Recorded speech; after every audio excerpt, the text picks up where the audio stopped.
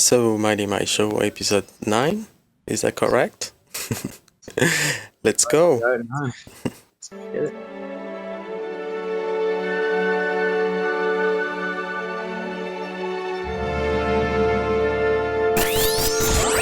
Back from Delirium, building smart contracts on Ethereum.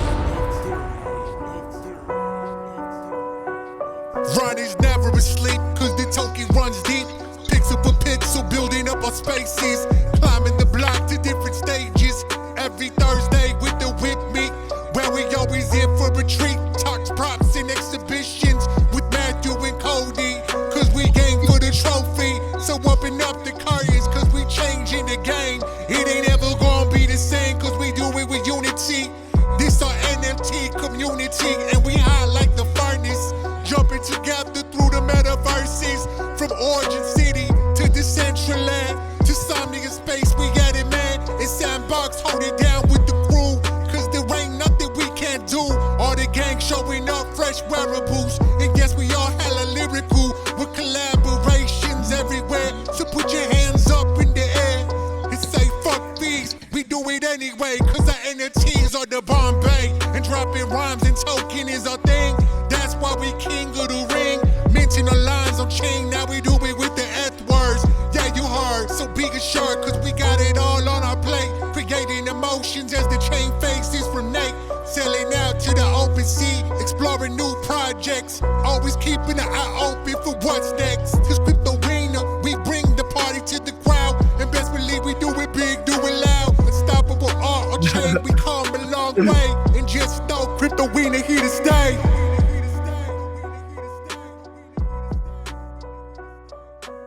Yeah, shout out to Crypto Winner. That's the perfect song to start this week and to motivate everyone.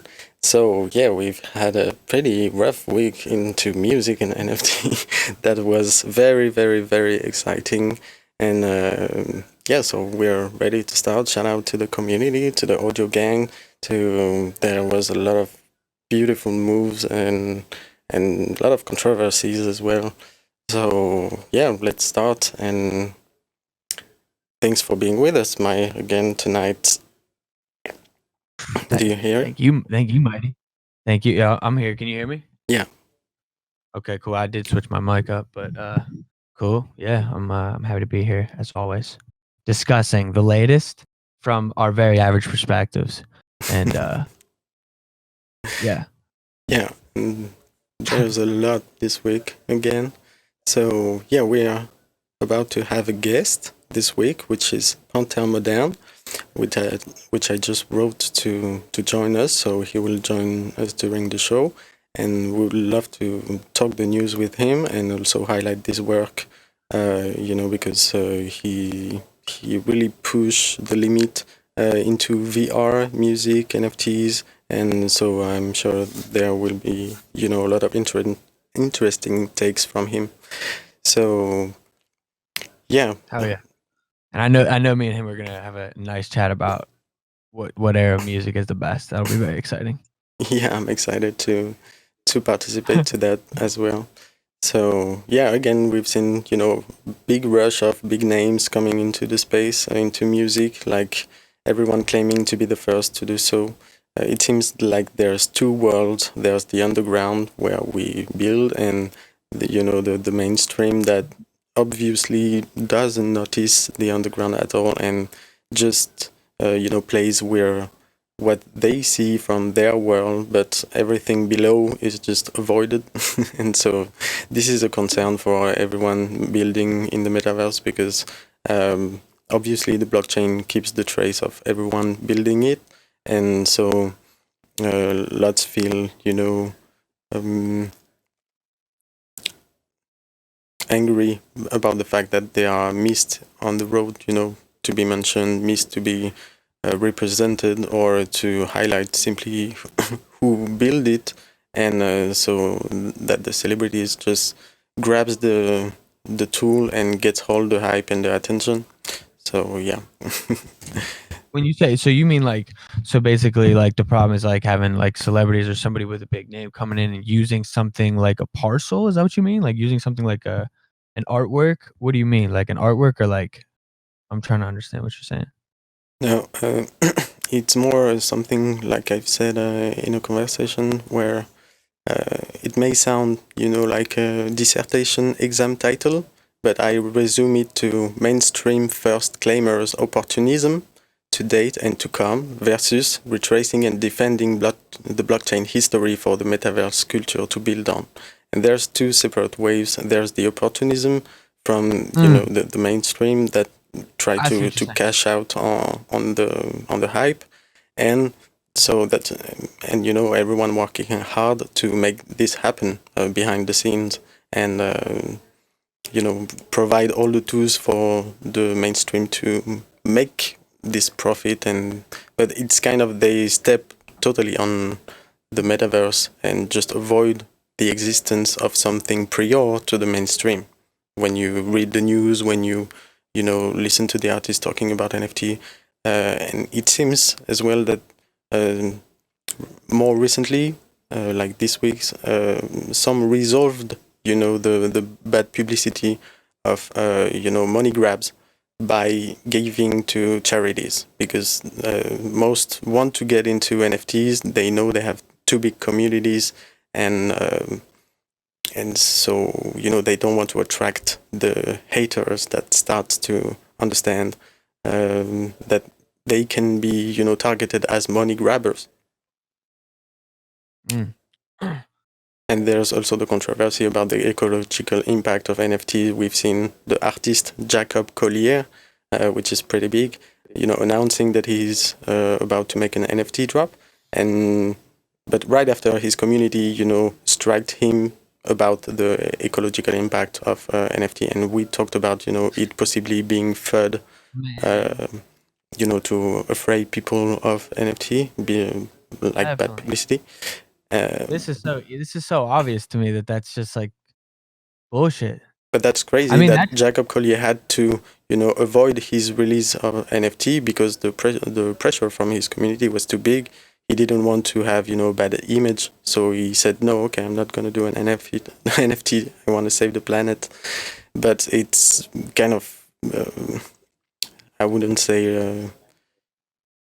ridiculous, but it's tricky for me to hear so, because there's definitely new tech that are about to avoid the ecological impact, and there's a lot of other reasons that make the ecological impacts meaningful compared to the others industry or other stuff. And it's not more or less or who is the best or right, but it's more like compared to the old blockchain, NFT is just like 2 or 3% of the activities of all blockchains, and everyone knows how hard people work to create cleaner technology of most efficient and more eco-friendly and stuff. So it's definitely in the work, and it's just to make big headlines and big trends to make it big today, this issue of ecological and stuff. But to me, it's crazy that it puts the pressure on artists. It creates a distortion where the artists, are just forced to avoid doing an NFT release because the community is just angry about it. It takes too much proportion at some point. That's just what I'm trying to say. No, I feel you. Yeah. It's an interesting conversation. How that's gonna affect me. I mean, it's yeah. I mean, like my perspective on it's very simple. I just kind of disregard it, to be honest, because I mean, like, it's kind of like what you already said. If we're gonna even say that it has an impact, we're not like we're picking and choosing then, and it's like, because there's so many other things that are causing probably much more. Now, I'm not educated on it at all. Ecological impact of like electronics, like, dude, I've never thought of that in my entire life, being that I grew up in an electronic world. You know what I'm saying? I can't imagine kids. I mean, I guess everybody wants to be PC, so they want to say like, hey, I'm ecologically worried. I'm worried about these NFTs, but like that's what they're trying to sell people on. Like that fear of like people like not wanting to like, wow, you're really gonna go and make an NFT? Like, bro, come on, no way somebody's really saying that. No way somebody really has that opinion. So it's like I just feel like it's bullshit. I just feel like wherever that mass perspective is coming from is so strange. Yeah. It's like it's paid for. It's like I don't believe it. Like I don't believe that anybody from the space would actually think this. Yeah, but it without actually understanding. Comes from the amplification of all the big names coming all together, forming this big trend. Like Rolling Stone have been all about it this week again. With this kind of article, like music NFT have gone mainstream. Who's in? And they mention everyone so far, but in the big names only. Not one mention, from the underground culture. And but yeah, we've had Elon Musk, we've had like Afex Twin this week, like Pussy Riot that are doing an NFT OC, J Rule, Il Bill, like a lot of big names again, Post Malone as well. So yeah, that's. Right. Well, if you combine all this together towards NFT, that creates a big impact, mediatical impact on the creation. Well, you know what I was just about to say is like, you kind of coupling those things together, it just made me think like, the coupling of more celebrities getting involved and them all pretty much going relatively successfully, I would say. And now we're seeing this talk about ecological impact or whatever it is. And, or whatever the conversation is, it's like, to me, that actually means, it almost means like you add those two together. To me, it almost means that this is even more of a thing than like, it's like more evidence that it is a thing because there's all of this backlash to it almost. Like that's almost like proof that it is a real thing. Like, because they're trying to stop it is like how I look at that oppositional like thought of saying that. But mm-hmm.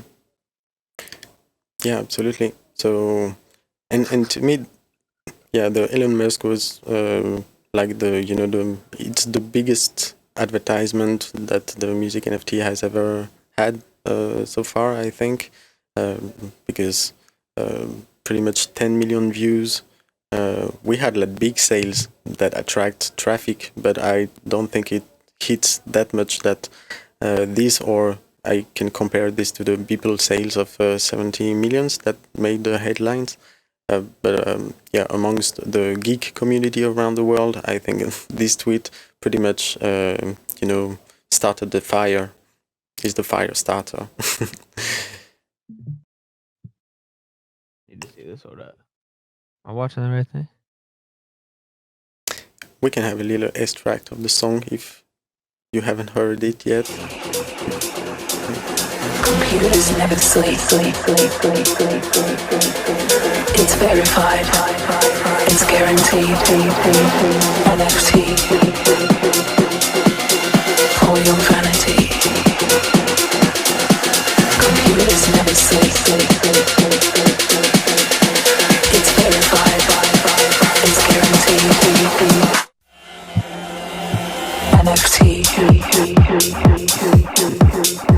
It's a pretty cool song. I mean, I like the vibe.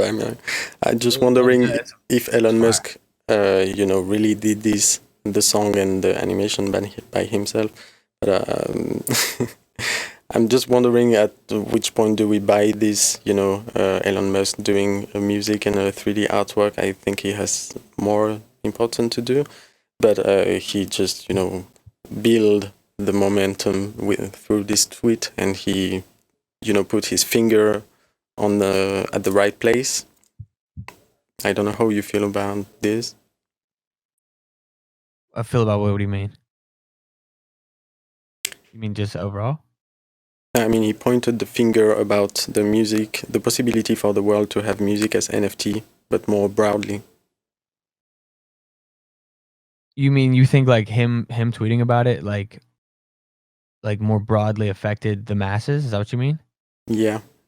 He had a bigger impact than like say to wake up on NFT, or I think more especially in the music industry, because after this tweet, for me, I don't think there is any major label director or A&R or who you want in the music industry that is not today aware about NFT, which I think it was not the case 2 days ago. Dude, what's super interesting is like, I don't know. I'm not like trying to be negative about it, but like, man, like seeing all this money getting thrown around in this space, like I almost feel like it has to end badly. Like Yeah. I don't like it just doesn't make I'm not even like I believe, like, we obviously believe in the utility and the technology of NFTs and music, incorporating them together, creating unique experiences, that will live in time forever, whatever, and people can basically collect those. But what we're seeing right now, I just feel like it's such a of an illusion of what the market will be in like a year from now, and like Hmm. it's it's like I feel like it's really misleading a lot of people, and I think it's just gonna end bad. I just Yeah. think it's not gonna end well. I don't know, but who knows? I mean, like I'm being maybe overly skeptical, but I'm open to hearing what you think. Yeah, I just totally see a dissociation between the narrative in the media and what we live here in, participating as a community in constructing the metaverse. And I mean, you can look at this article, which is an interview with uh, a young artist named Clarion, but the article is all a big eloge on how he is the one that beat Kings of Leon being the first on album NFT. And so day after day you see more nonsense and not one mention from anyone in Right. the community in the mainstream medias, and so that creates obviously a dissociation between what's real and what they tell is real. um, but yeah. Right. You're totally right. And like this is a conversation I actually had with somebody else, which is like the way that we understand this, even though like I still feel like I'm a fundamental understander of the technology. Like I understand it fundamentally, and I feel like I just kind of like run artistically with ideas now. So I'm not like really all that tech with it. Like I don't understand it maybe to the level I should maybe. But the point is I feel like the way that we understand it and the why of why we understand it is not going to be the way the mainstream masses ever understand it. They're going to understand it from some very particular point of view where they might not even see it close to what we see it as. We see it as this life-changing fucking technology that you can, create digital scarcity or digital assets of any kind. It's like with infinite possibilities. Like that's pretty vast when you realize what it really is. So I feel like with the masses though, if they don't understand it yet, like, they might find their way in now, but I think at the end of the day, like when the mass adoption happens, that mass adoption isn't going to be on a deep level. It's going to be on a very fundamental level that could be easily controlled. You know what I'm saying? Hmm. It'll be something so fundamental and surface level that it won't be as impactful the way it was for us. So what it'll do to the market, I think, is going to be crazy because it's not going to be the way we see it. We're Hmm. like quote unquote OGs. Everybody that's here right now, I believe, is Yeah. an OG. Like there's no way we're not even close to like the mass adoption stage yet. No, I I just mean, we feel are, how we are, but like it's in a different way. In a different way. People know about it right now, but they're not getting involved yet. Wait until everyone's involved. You know what I mean?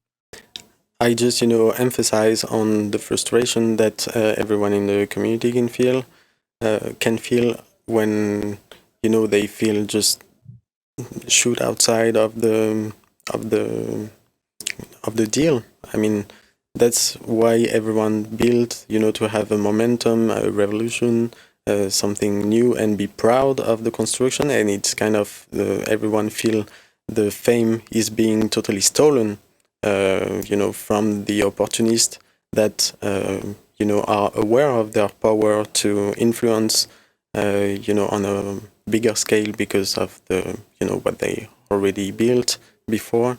And so yeah, just emphasize on the frustration from the people in the community who can feel stolen, their moment of fame. And but it's good in another way because it makes everyone more resilient. We kind of, it's like all the masks are falling, and so we see, the who's real and who's the opportunist. And so he basically helps us see, how to merge all this together in the right way, and stay vigilant about the bad habits, the bad practices in the next industry we are trying to build. But yeah, that comes with to me, a lot of controversy. Like again, this Fuck Render article, he made an art piece for Post Malone, and within the blockchain community itself, CoinDesk make an article all about Post Malone, but doesn't mention the artist that does the piece. And I mean, CoinDesk knows about NFT, knows about it, but it's not the first time they have been, noticed about not doing, articles that are realist. I mean, that's some media politics shit, though. You know what I mean? Like, ultimately, that's bullshit.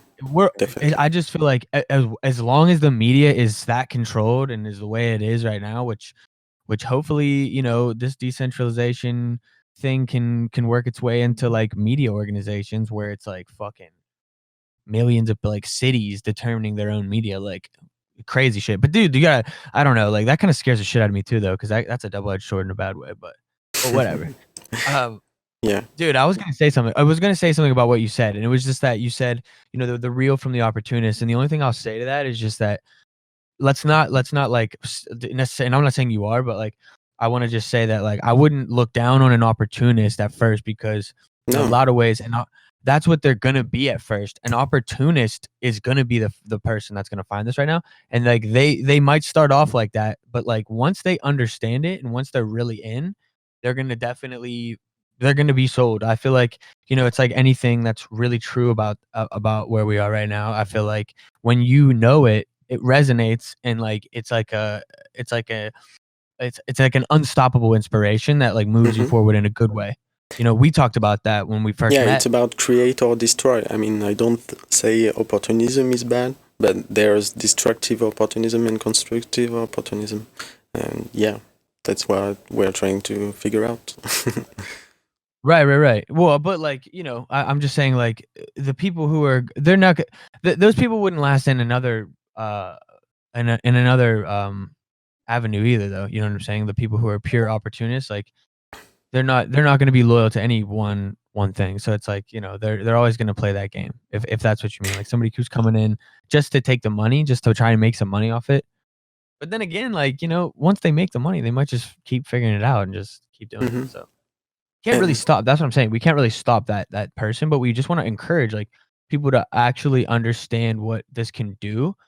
And it really just encourages like self accountability. That's the one thing I keep thinking about, and self responsibility that comes with being like this type of artist, this type of producer of asset. Like, you know what I'm saying? Like everybody who's making NFTs, like this is eventually going to be like a career, and there's going to be fucking companies that do all this shit, and it's going to be middlemen in a way, but maybe they'll all be decentralized. Who knows? But like, so I feel like, yeah, like I don't know where the fuck I was going with that, because no, there's a good question. How do you transition from opportunist to true believer? And I think again, the problem is not opportunism. I think it's the nature of the person itself, or the business that is revolving around the person, which is malicious or constructive. And so yeah, you cannot help someone that doesn't want to help himself. So it's complicated. To me, everyone has a second chance, and even third chance and fourth chance. It depends. But when it comes to this space, I think we will see a lot of creativity, business out of opportunism that will probably inspire everyone. And so let it be. It's just to prevent from the bad side of things, the scams, the bubble, the disinformation, the hacks, and there's a lot of bad aspects to consider to feel secure in the space and move with a quiet mind. And so it doesn't have to be under considerated. So yeah, I encourage everyone to be vigilant on everything we see. But yeah, no, I think I'm done with this. And what do you think? Do we have Panther Modern in the room? I see that he is here. And what do you think? If you're ready to start, Panther, we can continue the topics, which are more, technical topics that we can share all together. And what's smack us. Yeah, like we could do that. I'm down to just like keep it rolling if if he wants to pop in. yeah, I'm really excited to make this happen. I'm a big fan of Panther Modern, and we never talked in real yet, but that Oh wow, is the this is a big occasion. moment. Yeah, this is the big moment, the history and This everything. is a huge moment. Big. Yeah, and he's done a lot of big move recently, and so yeah, I'm excited to cover that and yeah, learn more about this. This would be nice. Here's the last music video from Panther Modern.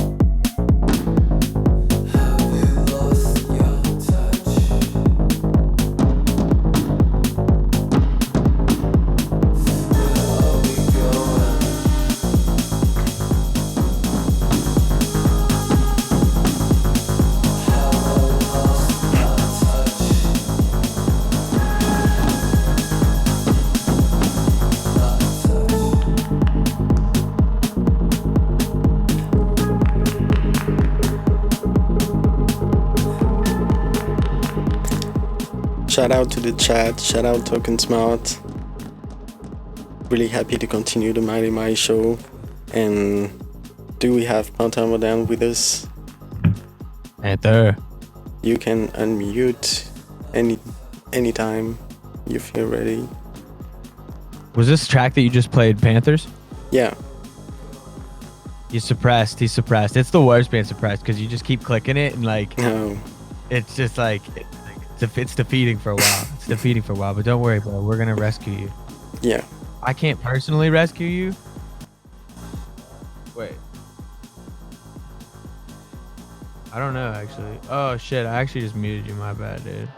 I fully muted you. My bad. It seems that you can go. Check 1 2. Yeah. Check So 1 2. cool. Hello, hello. Hello. Yeah. How is everybody? So happy to be back, y'all. Thank you guys for having me back. It's been a hot minute. It's been since New Year's since I saw Yeah. y'all. I mean, it's really nice to be back. Hell yeah, dude. Glad to have you.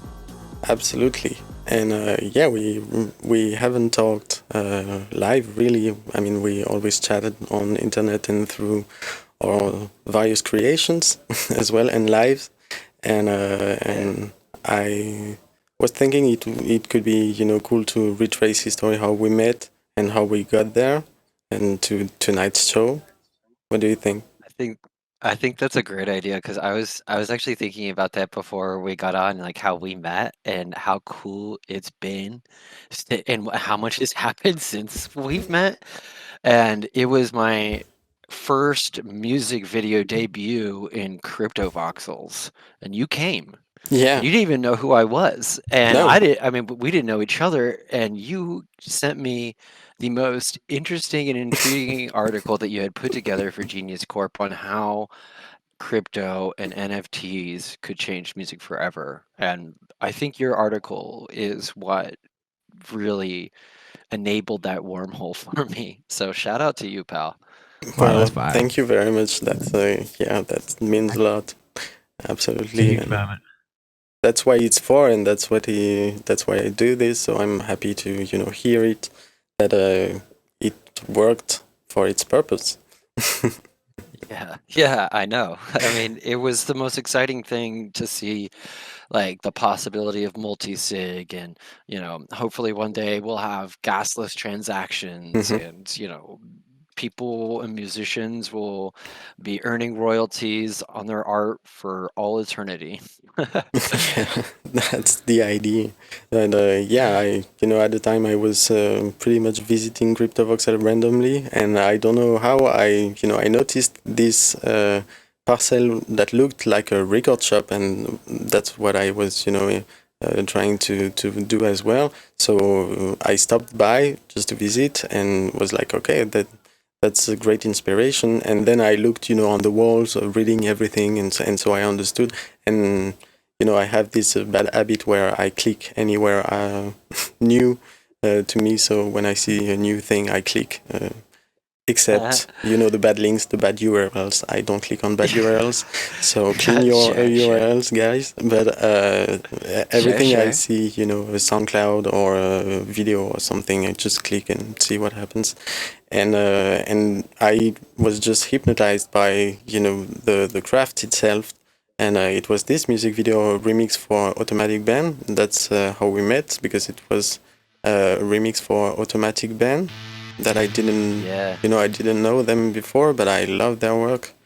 they're great. Are there friends from Los Angeles or? Mm-hmm. Totally. Yeah. And top secret. Actually, no, I think Lola's here in NFT Smart. She is the drummer of the band, and she runs Who What Wearable. She's great. Okay. Wow.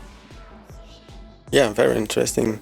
I didn't know that. Yeah. But I love this. I loved the story of you guys. How you guys met up. yeah, It was unbelievable. I was like, showed up in CryptoVoxels, and I didn't have, I had just gotten like some wearables that Samsonite gave me. Met in And the metaverse. That's crazy. yeah, we met in the metaverse. And Absolutely. here we are talking for the first time. I know, right? absolutely. Still friends and still inspiring each other, so it's really great. I'm really happy to be here. It's really almost like become like a full 360 kind of in a way. I mean, I know we're gonna keep spinning, and we have many more cycles to go through. But yeah, it's definitely been an adventure to get to where we are right now.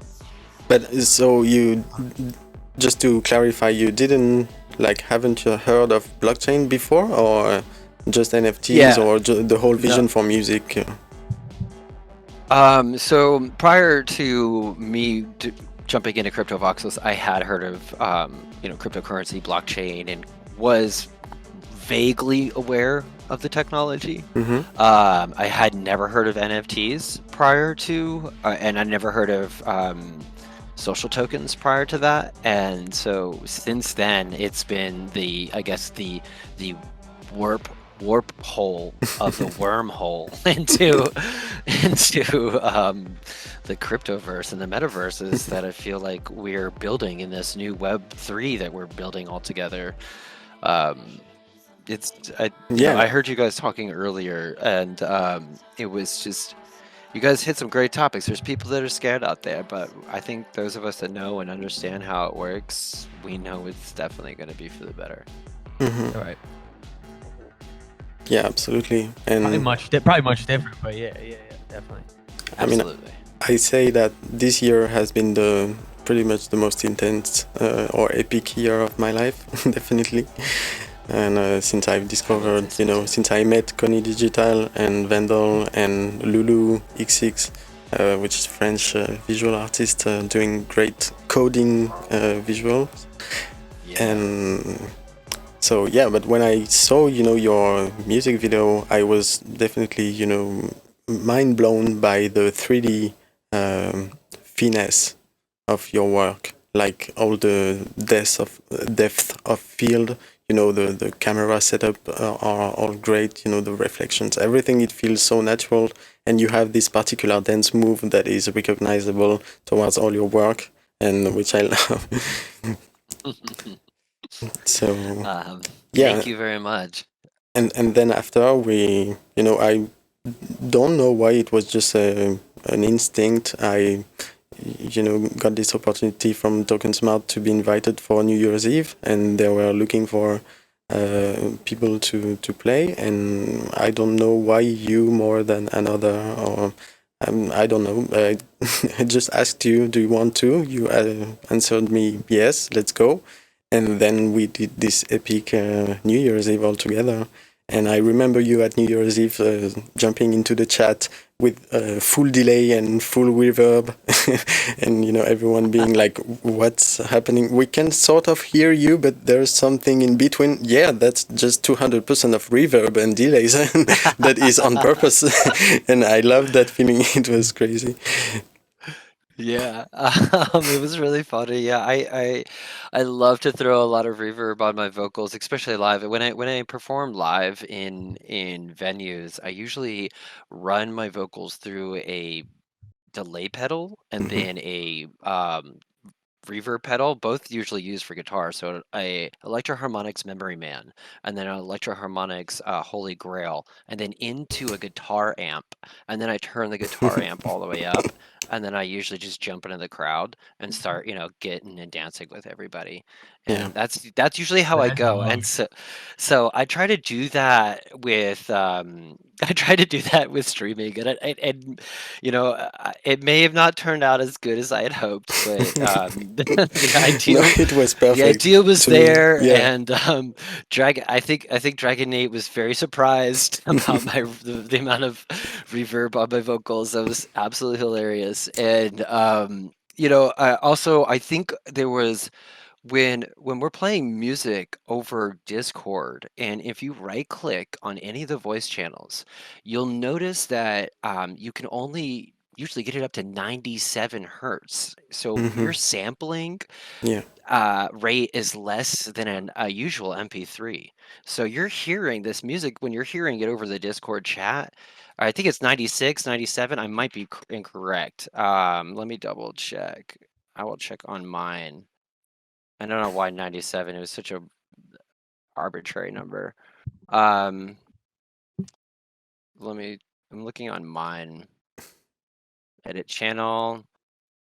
The bit rate 96 kilobits. Yes, 96, not 97. So yeah, so that's Yeah, that's good compression here on Discord. yeah. Yeah, but it's also less than, a regular MP3, or about 4 times less. So it's not, I wouldn't say, so that's why I think Twitch is definitely the best way to go about it. Next time I perform live, definitely going to be on Twitch if I do stream For it. sure. I feel. Man, I struggle right now with like the Discord audio like settings. It's so hard to just get your Twitch audio to go through Discord. It's crazy. I've literally been struggling with that for like the past like couple weeks. Yeah. Yeah, it's tough. It's tough because there's you miss. I mean, when I don't know, I'm sure there's many musicians. Actually, I know. Actually, let me get real. Okay, I came in on one karaoke sometime, and I jumped in, and Sandy Meows was singing. And I don't know if you guys have ever heard Sandy Meows sing, but that is like the most. It's Sandy, you angelic. sing? And Sandy sings, and her sister kills Dude, it Sandy, too. we gotta make a smash. Yeah, we talked about a collaboration once. And we must it was onboard the Sandy most amazing thing on a I'd song. ever heard. I mean, now imagine hearing Sandy and her sister at like 320 kilobits. Now you would be able to hear the full range, all that vocal color. Yeah. That's how NFT Smarts blows up. Yeah, You guys I are think huge we already. have to You guys are onboard. so big. We have to onboard Sandy on the track. Definitely, I agree. We definitely have to arrange something. 100%. Yeah. Yeah. So I wanted to play, showcase a little bit of your recent work, especially the holographic NFT, because you work a lot in VR and AR. You are pretty advanced in that, and I'm kind of jealous of your disposing of the knowledge and material to do such greatness. That's thank you. absolutely beautiful. And I collected one of your. That's one part of our story that is interesting. That I collected one of your artwork on Rarible, an extract from one of your music video, and I don't know, I rushed on it. I wanted to collect it, and it was a one-on-one, and I don't know, it was kind of sentimental. It's let me find it. Yeah, I remember when you did that, and then And I purchased one right of your after, NFTs right back. yeah, that's it. I wonder if it wasn't kind of money laundering things between artists, But yeah, no, it was all spontaneous. I bought yours and you bought mine back in return, and I was totally blown away by this situation. And that's very, that means a lot, definitely. And that highlights also, the fact that it's what this community is about on the first run. It's about, showing the example that the people collecting your work is no longer just customers, but it can be, other artists supporting one to another. And I mean, if we had that, like in 2000 or in the 90s, imagine Michael Jackson showing publicly that he collects the work from Stevie Wonder, let's say, by a kind of NFT. Like at the time, no artists really supported through these kinds of ways the work of other artists. I think that's, for me, I think you nailed it on the head when you're saying like that's what this community is about, and that's why we got into this thing, is to support each other. And I think that's what I see a lot in the crypto community, in NFT Smart, in Whale, in FWB, Mm-hmm. is just these communities wanting to create these structured ways that it self-funds art and generates art, and people can live off their art and create art and support each other. And that is something I haven't seen, I feel like, in a long time. Yeah, absolutely. I do feel the same, and do want to shout out, all the gang again, and because a lot of the knowledge and the research come from the communities itself, and so there's various chats here and there. There's the Telegram group from Rare Skrilla. There's the cross channel between your Discord, Studio Nouveau, Crypto Winner, Sugar Club, Est Gang, and more. There's Connie Digital helps a lot, and Vandal as well to bring hot topics, and yeah, so it's definitely there's this group in Twitter from Lil Siret, which is has a great activity since it's created. So more and more rooms. It's hard to keep up sometimes, but because on top of that, you can add every Discord from if you want to go deeper into everyone's work. But at the same time, it's fascinating. Along with the Discords from the platforms itself, the Discords of catalogs, of audios, of Emanate, of all these different source of information, all combined, gets you right into the matrix. So to me, it's worth it, spending time to keep up the most I can. But each day I'm blown away by what you see. And here I want to shout out Easy in Crypto about the role hack that happened 2 days ago, and he put up an initiative, to organize.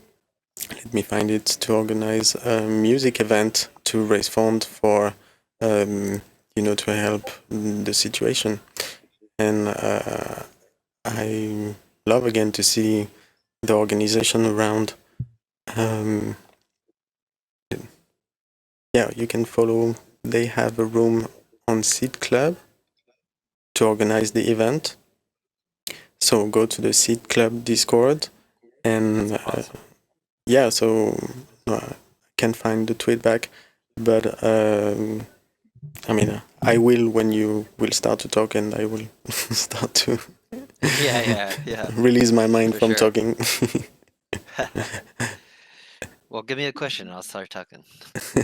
Well, I was gonna say, just Yeah. speaking of that roll incident, I was just gonna say, like, what do you think this is? Do you think this is potentially a good moment right now? Well, I know it's not a good moment, but like, what I mean is, do you think this is something that is going to be a good shock to the developers and like people like Roll in ensuring more security and things like that? Do you see this having any silver linings? You know, the hack and types of situations.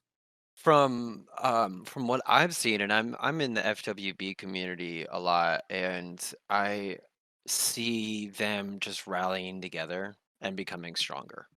Mhm. It's Right. insane to Love see. it. And I'm sure Whale donating 33 ETH to help the liquidity pool at FWB. Yeah, I that's mean, that's crazy. amazing. That's I absolutely, I mean, that's mean, beast moves. yeah. We yeah. expect nothing. We almost expect nothing less. You know what I'm saying? I mean, I Not trying to mean, sound like that, but I'm just saying it's like I no, love but it. you got a That's point. his You got a energy. point. Like I wasn't surprised. I was like, that's a cool guy now for me. Like Mhm. I've listened to a lot of Whale and I haven't talked with him personally. And I feel like you really don't get to know anybody until you start really talking to Mhm. them. For sure. And I mean, so I was on the fence, but I'm watching his actions, and his actions are just proving to me that this guy's got his head in the right place, and he's going to be doing great things with the whale Mhm. community. I do And agree. No doubt. Mm. I'm very excited to see where he takes this stuff. It's amazing. Yeah. But yeah, I think it's made the community stronger. I think Bradley and the team over at Roll are really going to have to, this is their opportunity to show what they're made of, to Mhm. show where their heads are at. For sure.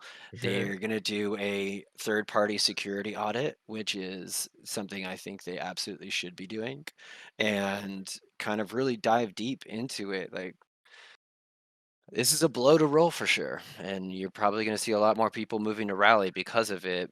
But I think the OGs are probably going to stick around and try to just keep For sure. making that stronger. I mean, yeah, absolutely. And I think that's kind of what I meant, like at the beginning, where I think like this is an opportunity for Roll to really prove what they're made of, like you said. You know, I think this is where they could really, because dude, conflict resolution is how we build trust. And if they can resolve this conflict in a way that puts them on top again, it'll be a bonus for their brand. You know, it'll be a bonus for them. So Yeah, yeah, I think it would be an absolute bonus.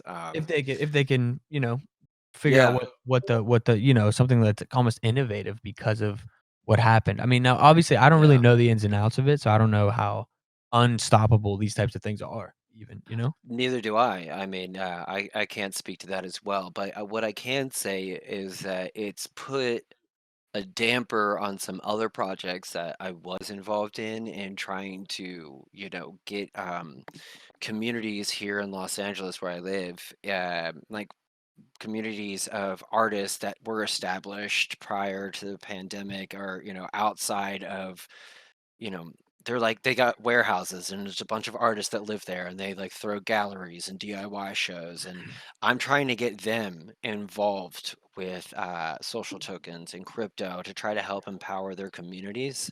Mm, And I think when people who don't know, you know, crypto are just getting into it or just seeing social tokens and yeah, then they see this hack happen, Mhm. they're already starting to get weary. So I think it put a couple steps back for me there and trying to get these communities started. But I'm hoping, I got my fingers crossed for Bradley, and I hope man, I everything do. goes well. Dude, Yeah. I've had a token on roll for a long time. I've just never done anything with it, and I literally just did my first airdrop in my Discord like today. Wow.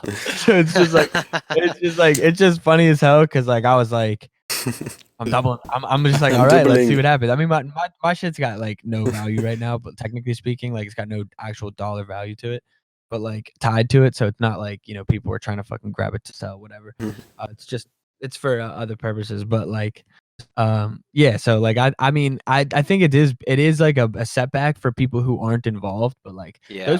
those people are kind of like they have like a lot of work to do either way. Like they have to just kind of like find it on their own. Like they have to have that moment. Like we were just talking about this, I think, before you got on, which is like the mainstream adoption of this isn't going to be the way that we understand it. We understand it like this because it's a solve for us. Like it's a solution to problems that we face as independent artists and musicians. It's like, Yeah. so we see it through that lens, whereas like the mass consumer is never going to really see it like that. And when they No. do, I don't know how they're going to see it and how are they going to care about our perspective, which right now it's just artists throwing thousands of dollars at another artist's piece, and this economy that's going back and forth. It's great, and I think it's a good thing, and it's a good culture. But like I'm just saying, I don't think it's going to be the norm in a year. It'll be the same, but it'll be much lesser in value, I think, overall, and it'll be a lot different. Yeah. I want to address a really valid point that Bruce the Goose brought up in chat here. Yeah.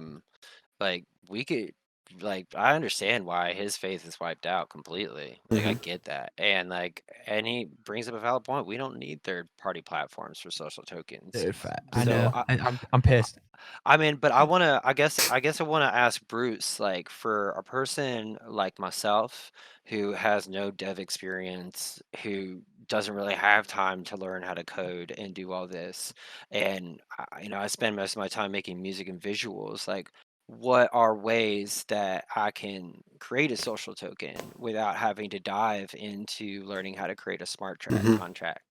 So Yeah, it's a good I don't know question. if he wants to. I'd like to hear some suggestions on Bruce's. It's a great Yeah. question though. I love it. Yeah, cool. I mean, yeah, I'm learning too. So I don't know. I personally don't know. I know there's a lot of I know there's a lot of platforms. I but- know y'all are. There's a lot of people who know a lot more about crypto in here than me. So I'm asking questions for sure to learn.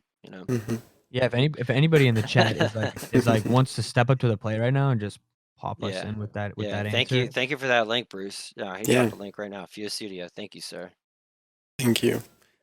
I mean, me, since the start, I was the social token was pretty shady to me, and it still is a little bit because I'm more familiar with blockchain-based streaming service or NFTs or a layer of royalties database, decentralized layer of public database of royalties database, standardized.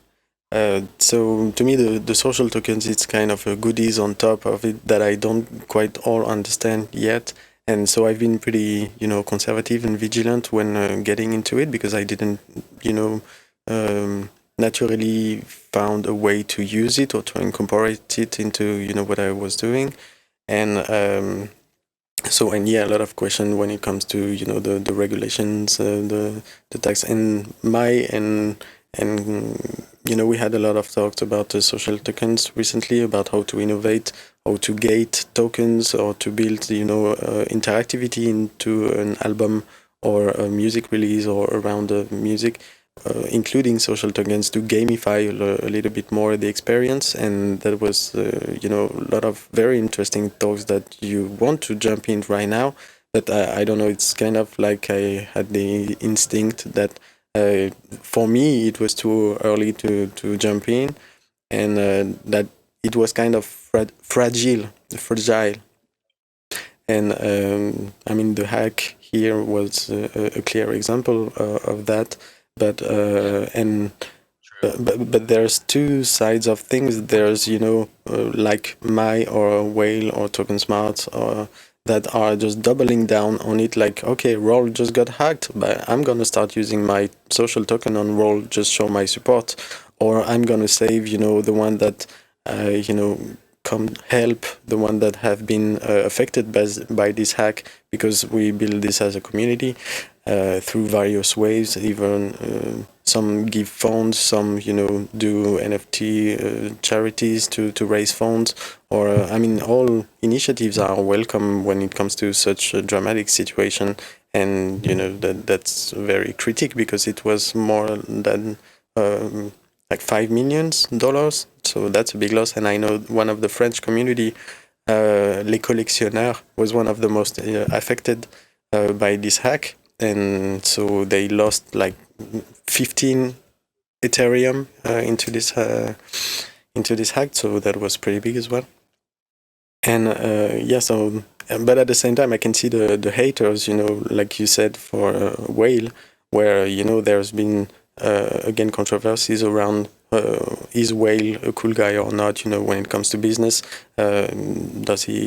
Is he smart, or is he an opportunist, or whatever the things are. But when it comes to this kind of situation, the moves always talks more than the speech here. And so that's great to see through the moves of the community members, who's who, Yeah.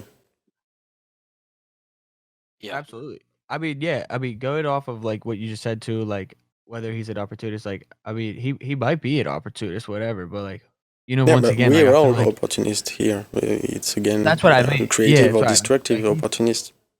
we need people like him, because at the end of the day, he's gonna build the economy up huge. You know what I'm saying? Like it's gonna just benefit everybody in the space at the end of the day. Whenever he's creating a token that's super valuable, ultimately. And yeah, the last thing I wanted to add on top is that in this article talking about J Rule, I'm not gonna cover the J Rule issue because it all sounds scammy, and that's the point of the article. But the article is pretty negative, and so it brings to the table everything that is negative in the NFT, and so you can see how the wind change sides very quickly, because there's just this one quote that says, "This isn't Ja Rule's first rodeo. He got involved with the crypto startup Roll last year, which is a so-called social money platform that links token to influencers and celebrity. This past weekend, the company was hacked for 5.7 million. So the media outlets just grab any opportunity they can to just crush on the scene, or take it advantage to make clickbait articles and drive attention to their media. But yeah, the narrative changed so quickly. 2 days before, the social tokens were, you got great articles, and then you get this article which is very negative and is calling Roll a so-called social money platform. I mean, that's kind of harsh. Yeah. Rough. That's rough. Yeah. Can you link these articles? I need to, In the chat. please, if you could. Yeah, For sure. some reason, I can't see the stream that you're streaming. I'm still getting like the Discord Oh, cubes. really? The waiting You can cubes. go on Twitch if you want. There may be a few second delay. Perfect. The Twitch/Mighty33. Perfect. Thank you. So may we do a little pause and continue to showcase a bit of your work? I wanted to play, this 30-second loop that I collected from you, which I love. Thanks.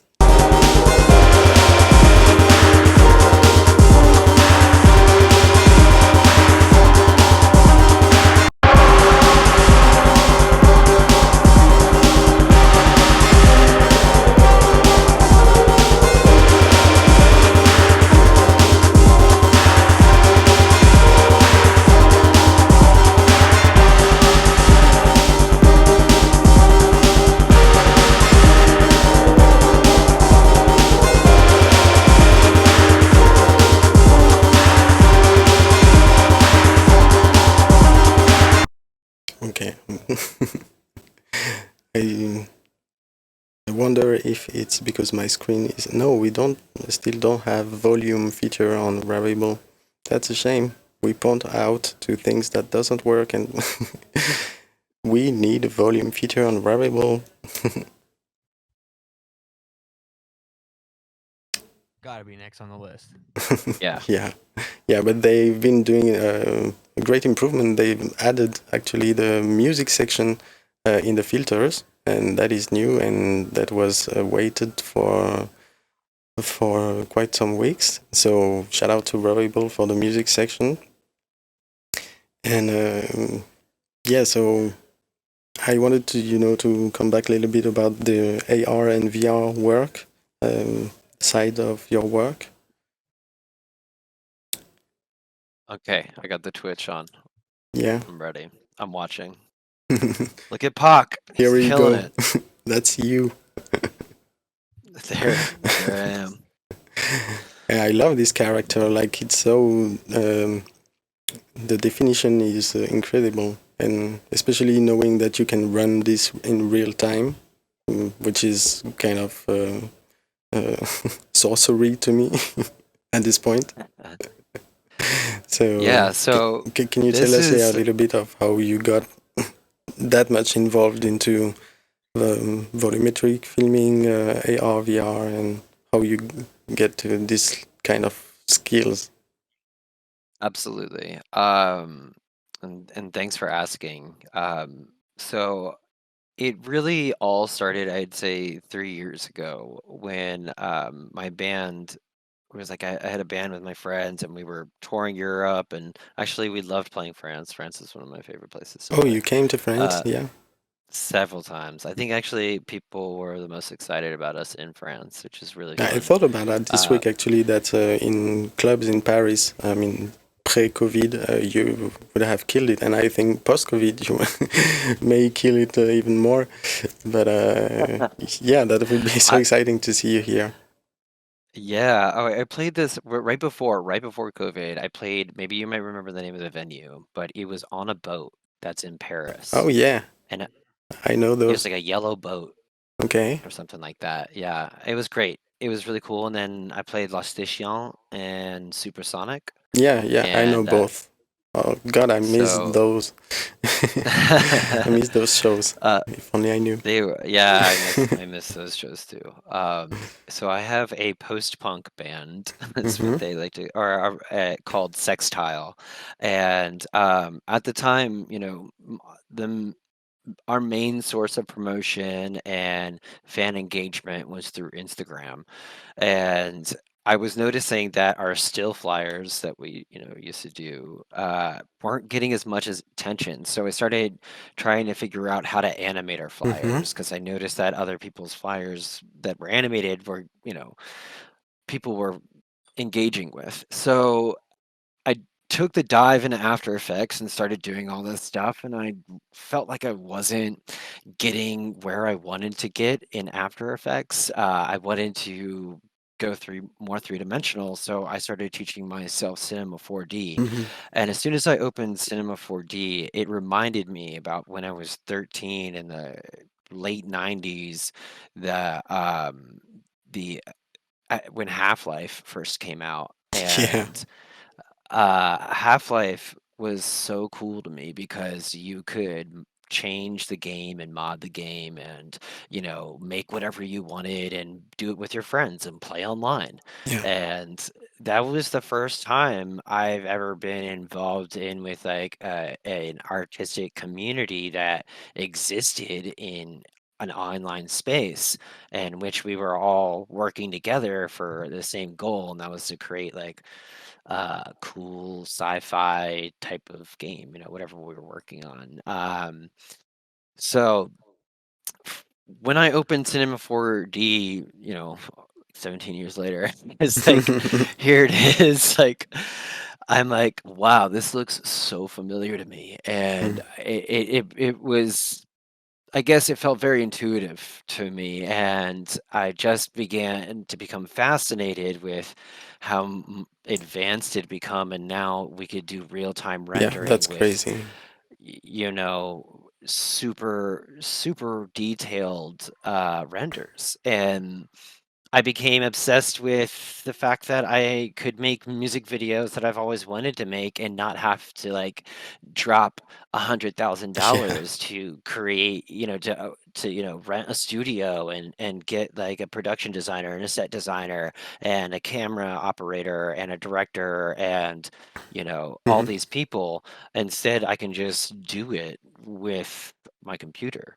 And that's kind of always how I've been in my art. And even with music, I mix all my own stuff. I record all my own stuff. I don't go into studios. I don't want to spend the money on the Mm-hmm. studios. I know I've always wanted to be like, I'm not gonna drop like $5,000 to this guy who doesn't give a shit about what Yeah. I'm going in there to make. You know, I'm going to yeah, I'm gonna do it myself. Mm-hmm. So, from there, it just has catapulted into today, in which I'm now working on creating these bots, which is JA and this character. And JA performs Panther Modern songs. And right now, I'm actually in talks with possibly signing JB, one of my other bots, onto a virtual influencer label, or not virtual influencer label, virtual musician label that has like all these other type. It's called Spirit Bomb AI, and here, I'll drop the Okay. link real quick. Or yeah, these guys. If you've ever heard of Flying Lotus, Yeah. his live visual designer for the past 10 years just started this, and it's called Spirit Bomb.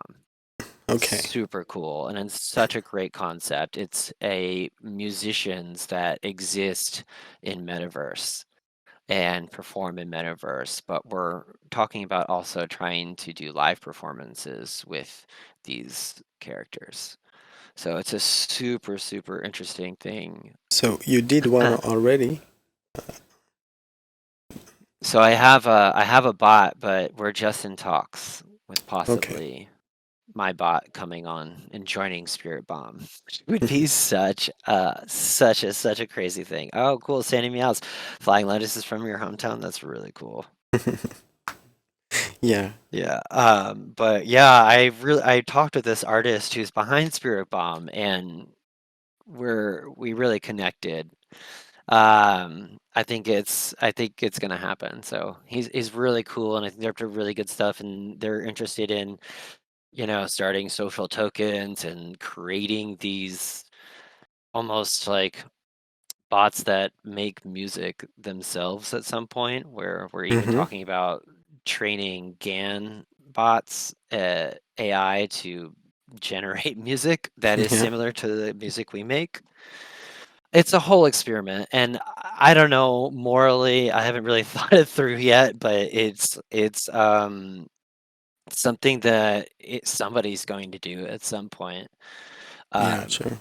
for sure, somebody's already probably doing it. But I mean, from what I see, the quality, you're already way beyond, the one that may be thinking about it today. So, I mean, if you keep it up, there's something to do here, definitely. But thanks for the Yeah. link. I will definitely. Oh, there's a roadmap until 2050. So yeah, but the visuals are really pretty intense, and so that's what fascinates me with 3D is the realism, the confusion with realism, with the level we are reaching today. Yeah. It's kind of fascinating when you look at the 3D, when you look at the deep fakes, and all the evolutions here, 2021.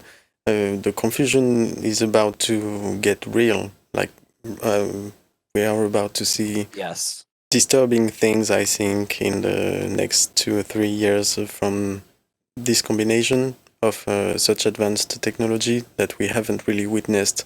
We haven't really been trapped by it yet, but we will maybe we will be very soon, I think. It's like this deepfake of Tom Cruise on TikTok that I don't know if you've seen it recently. That is absolutely astonishing. Yeah, you can make the it's difference. really good. Yeah, it's been really good. And but yeah, let's jump to the holographic NFT. Because I was wondering, is that actually really a physical thing, like a file you could put into a holographic display that will play the NFT or something like that? Yeah, and I'm gonna be straight and say that I'm kind of bummed at the way that everybody marketed this, because I don't think we knew what we were up to, maybe, but yes, it is a physical object that is displays in a 3-dimensional view, and Yeah, it's super, super cool looking. Like, it is the first, like, it's the size of a little portrait, yeah, I've seen the 7 website. by, Yeah, it looks amazing. yeah, Absolutely. and the depth in it is amazing. And unfortunately, like, I don't feel like these videos really capture the depth that the device has. So I built this piece while looking into the device, and Yeah, that's crazy. it's it's using a new medium, like, it's wild. So me and Reggie, I went out and shot Reggie in his backyard against, and then we put him in a bunch of outfits and played him a bunch of music, and went back and edited these videos together, and then threw them in these TVs. And so this is all using the Unreal Engine, Okay. and they built software for artists to be able to use it, and it captures all 45 angles simultaneously to display into a Wow. looking glass. And all it needs is a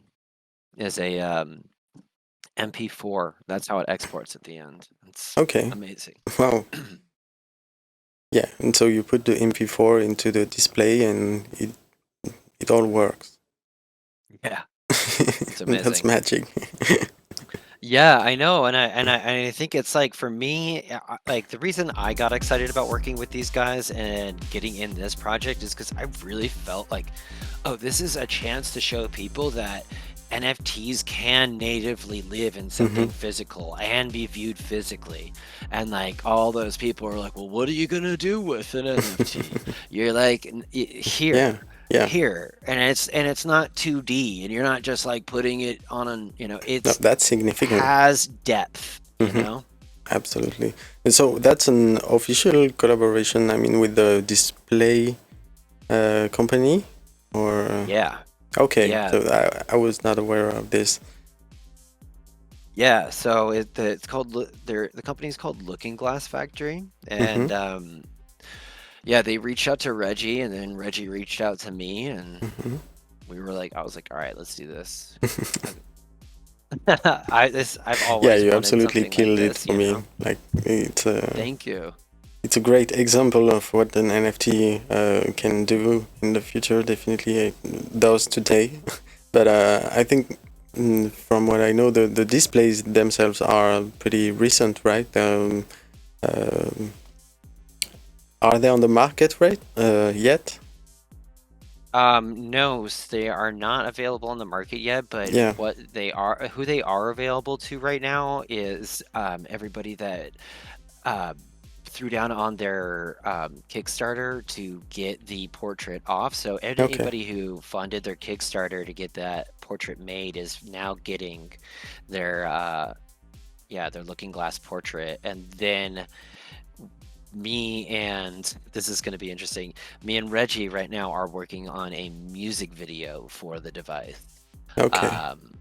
So a full 3D displayed music video, which is going to be, it seems, yeah, I think about it, it's super ambitious, because I mean, I've never really made a music video entirely with the Unreal Engine before, so it's going to be super interesting. Yeah, but when I think about it, we pull it off. I mean, you have the advantage, the first move of, when you kill it like you do with those, understanding how it already works. And when you think of when this holographic display will be like totally mainstream and everyone will have, one, such examples are the best way to sell those displays as well, to me. So I definitely shout out to the company to reach out to Reggie and to you.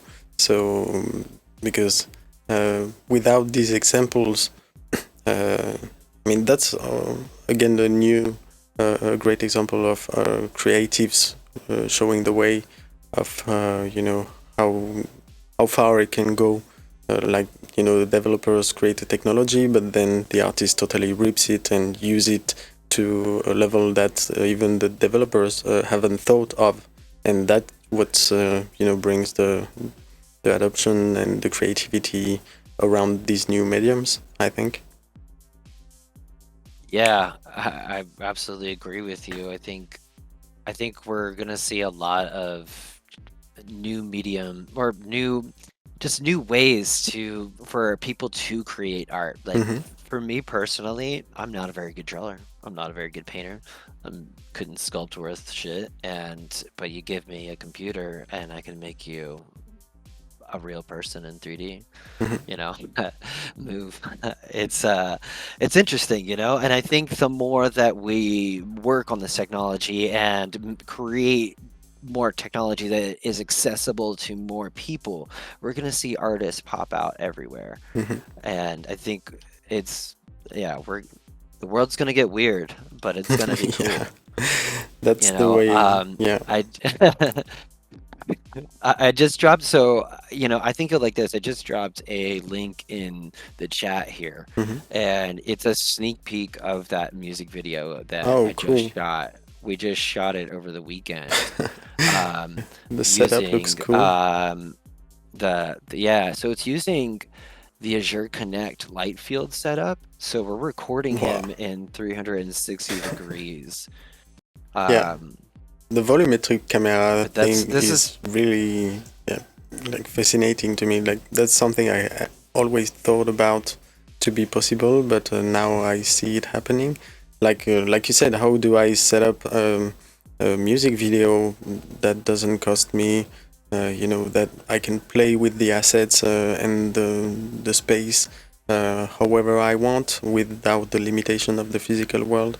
But I experimented with cameras and for a long time now, but the volumetric camera changed the whole dimension because it connects with us, like you said, with the Half-Life story, the vision of creating every asset in your world, or having a hand on every detail that you cannot do in the physical world unless you have a 100 people team. Exactly. Looking at everything. Okay. I'm sorry, go ahead. No, when you have a big team looking for every detail that you cannot do by yourself alone, but this world allows you to be totally creative and have a hand on every detail.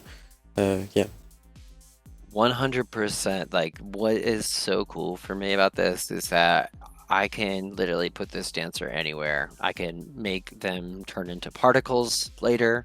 I can relight them completely. I can put them in a supermarket. I can put them on the moon. That's what I love about volumetric capture. It just really brings your, and we'll have this asset forever. Now, say something, God forbid anything happens to this human being, but say something does. This person can then always be viewed like this in VR. If they ever wanted to, that's might be a little weird and kind of creepy for some people, and I totally get that. But there was a controversy when just a nice way to remember them by, Yeah, I remember the controversy when that's when I learned about volumetric video with Microsoft and Marina Abramovic, when they got this, they did this ad that later was taken down because everyone was screaming at them of Satanism, but and it is weird. What? Haven't you seen this ad from Marina Abramovic and Microsoft? Oh my god, I'm gonna have to look this up. But it was taken down really quick, and then it just disappeared from the internet quickly after. I mean, you can still find it, but that's when I learned about volumetric video and an artist like Marina Abramovic catching on the timeless vision of capturing a moment in 3D and give the ability to watch it in VR and all this that you're experimenting as well. So I will drop you some links. But I would be very curious to have the take of Mai on what you talk about, the holographic NFT and the future Yeah. music video. Do we Yeah, still have Mai with us? I fuck with all the I fuck with all the 3D rendering shit. Mhm. This is a skill. This is a skill. This is a skill that I think is going to be one of the most valuable in the future, because I do think that most people will desire a physical version of themselves, Mhm. and I would love to, get all that. Is that actually you doing that? That's hilarious. I love it. Oh, me? No, this is somebody else. I'm videotaping. This is a dancer that we hired I was gonna to say come they're on a set. moving. Yeah, they were amazing. They killed it. Yeah. They got so much good stuff. Their energy was right there. And this song I'm super excited about too. It's a brand new jam that I'm working on right now. I think it's got one of my favorite bass lines I've done for sure. But I mean, just the sneak peek is fascinating by itself. Just seeing the thing in real time and the setup is kind of fascinating. But yeah. Yeah. Usually I don't do this type of stuff, but I've been talking with a lot of other artists, and just like, how doing and showing the process has been really beneficial for them and their community. And it's been like almost like a bonding experience that I've heard artists say, and it's what people want to see, I think people want to see behind the scenes, the process, the way you go about it, how do you do this, and I think, for me, I think I always thought it was a good idea to, hide your processes.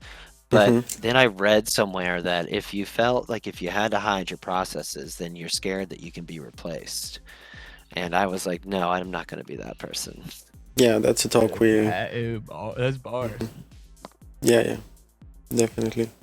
But that's an interesting talk because, in music history or elsewhere, you could read story from artists that destroyed all their work so that no one can knows how they ever did. And at the same time, we had those conversations with Mai.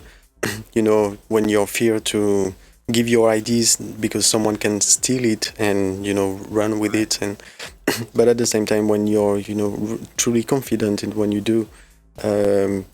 I mean, personally, I don't fear sharing ideas or any assets that I dispose of, because I still can think, about 10 more ideas in the same day. So, I mean, I feel pretty honored when someone, take an idea and develop it for him, because I know personally I wouldn't have the time to develop it by myself. So that's, and later I may benefit from that idea existing in the future. So it's, I have my own ideas. I filter the best and I keep the best for, what I try to develop, the one that I know that no one can catch. But at the same time, on the process, it feels good as well to share, knowledge and, build something in more community way. So that, like we do here in the metaverse, I know you're involved in, onboarding artists. You talked to me about it a little bit. And I think we all experience some onboarding process at some point. And I love to see this move, because it all benefits everyone to, share ideas so they can exist, even though you are not the one that did it. I mean, it defeats the whole mindset of, keeping the ideas for yourself, because, or it pushes you, to your limits and to be more sharp and. That, or it becomes more like the music becomes the community and almost breaks the ego, if you will. It's like when you join and let your community make the music with you, it's kind of an interesting concept. And I don't think that I would have ever considered it until I saw this interview with one of my favorite musicians, David Bowie, and Mm-hmm. there's a video where if you Google or YouTube, David Bowie predicts the internet in 1999. Yeah, I know that one. You know this one, right? And it's so good. And he talks about this exactly. He's like, because they think the internet's just going to be about email. Mm-hmm. And they're like, he goes, no, it is going to be so much more, and things I can't even think of. But he talks about how he wouldn't get involved in music now. He would tell a 19-year-old not to become. Here, let's just watch it. I mean, listen to the beginning of this. He talks straight away. Yeah. Quite right. I think I'd probably just be a fan and a collector of records. What would you do? I wanted to be a musician because it seemed rebellious. It seemed subversive. It felt like one could affect change to a form. It was very hard to hear music when I was younger. When I was really young, you had to tune into AFN radio to hear the American records. There was no MTV, and it wasn't sort of wall-to-wall blanket music, and so therefore it had a kind of a call to arms kind of feeling to it. This is the thing that will change things. This is a dead, dodgy occupation to have. It's still produced signs of horror from people if you said, I'm in rock and roll. It was, my goodness. Now it's a career opportunity, and the internet is now carries the flag of being subversive and possibly rebellious and chaotic, nihilistic, and oh yes, it is. Forget about the Microsoft element. The monopolies do not have a monopoly. Maybe on programs. What you like about what you like about it is the fact that anyone can say anything or do anything. From my stand, from where I am, because of by virtue of the fact that I am a pop singer and writer, I really embrace the idea that there's a new demystification process going on between the artist and the audience. I think when you look back at, say, this last decade, there hasn't really been one single entity, artist or group, that have personified or become the brand name for the 90s. It was starting to fade a little in the 80s, and in the 70s there were still definite artists, in the 60s there were the Beatles and the Hendrix, and in the 50s there was Presley. Now it's subgroups and genres. It's hip-hop, it's girl power. It's a communal kind of thing. It's about the community. It's becoming more and more about the audience, because the point of having somebody who led the forces has disappeared, because the vocabulary of rock is too well known. It's a currency that is not it's not devoid of meaning anymore, but it's certainly only a conveyor of information now. It's not a conveyor of rebellion. And here we are, the metaverse. Yep, exactly. Dude, he crushed that. Right? And here we fucking are 21 years later. But it reminds me as well of Prince, that was totally anti-internet. And maybe for the same reasons, I don't remember quite well. But it was crazy to see that big artist to be, totally against, like, okay, this thing just shouldn't exist at all. Yeah. It's so amazing to say, like, look, there's no need for that, the celebrity god, the rock god anymore.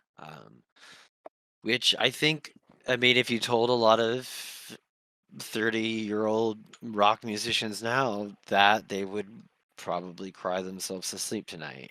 There's a lot of people who still have that dream, and that's fine, and they can chase it, and they will chase it. But I don't know. We can see that communities are stronger when when the music and the artist are engaging with the community and not trying to be just look at me, bad Totally boy, agree. bad girl. And celebrate the fusion, like in live shows, where you can feel the fusion between the audience and the artist, and that's just too bad that this Mighty, that's a so good real point. fusion that occurs in live shows doesn't reflect on a market, Yeah. Other than the music that they're listening to, the live show is probably the most interactive they ever got up until a certain point.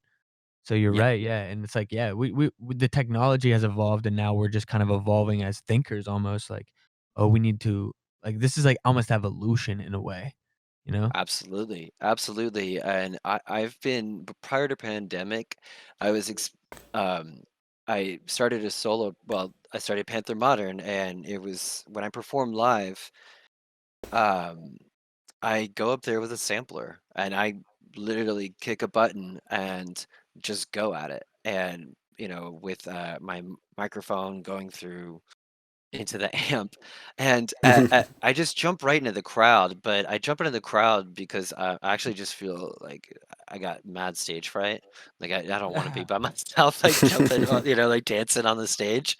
So I just get in the crowd, and everybody loves it, and everybody starts dancing around, and they start singing the songs right in your ear, and it's crazy, and it's such a it's such a better experience for me. And I think Dude, that's I gotta be feel it's a amazing. better experience for the crowd because when you're there, they feel like you're all there together. It's not you're there observing; it's you're there participating. There's a real Is that connection, yeah. yeah? And I feel the Web3 will bring the same level of connection, but through the virtual worlds and participate in the economy of the artist, supporting in real time, and that's what we are looking for, I think. Well, yeah, because that does beg a conversation, which maybe we don't need to dive into, but it's like, what is real connection, and what causes it, because I think in a lot of ways, we have to be comfortable with each other to like actually connect like for real. And I think a lot of people feel more comfortable at their house, like over the internet, and it's just Looking at these pictures, sorry, me Yeah. jumping. I'm listening. I apologize. This is just The I love energy seeing these from your live pictures shows, sometimes. yeah, seems crazy. It's a lot of fun. It's definitely. I'm sorry, you please keep going. No, No, absolutely. I was just throwing in some thoughts, dude. I want to see these pics. Oh, this one, yeah. Play this. This is crazy.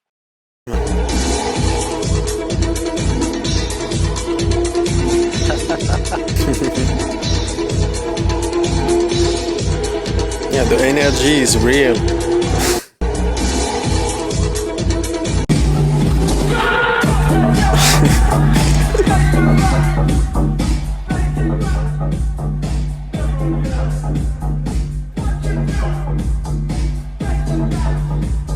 Oh yeah.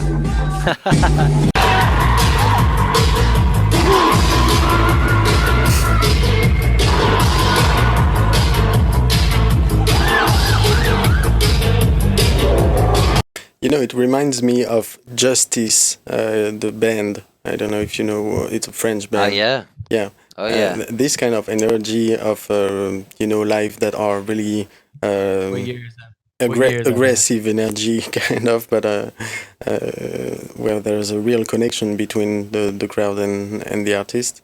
And yeah, I guess those miss you, because I can see you did quite some gigs. Oh yeah. There's the Euro tour right there. Mhm. That was a lot of fun. Yeah, I guess. But look at this. Look at this. It was 02/25, like literally 2 weeks before lockdown. God, yeah, absolutely. That might have been the last tour ever. But that was interesting what you were saying before about musician being at home, feeling comfortable on stage and at home, because personally I never felt that comfortable doing live shows, and I still do to some extent. I mean, if you want to talk about scarcity, me being on a live show is going to be a very scarce moment. So, but that's why also I'm here in Web3, is because I always consider and defended the point of view that you should be able to live, to earn your life out of your art, of your music or whatever, without having to sell yourself to do gigs if it's not your thing. I mean, for me, it's not my thing. Absolutely.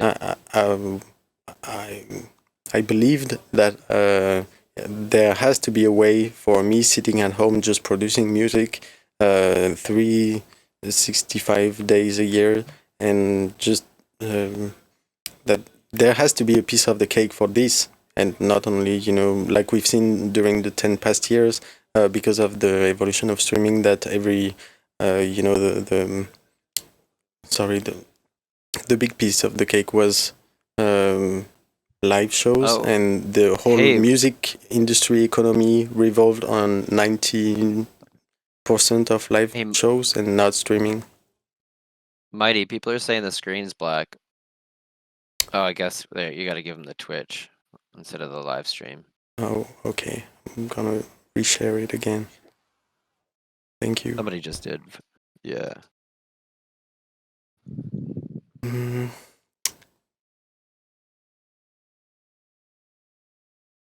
yeah, here it is.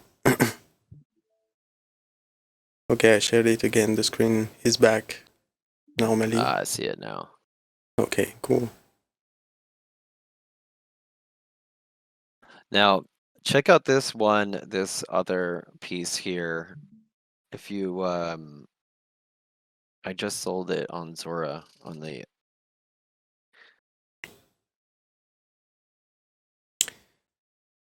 The one directly right in front of you with the crouching person.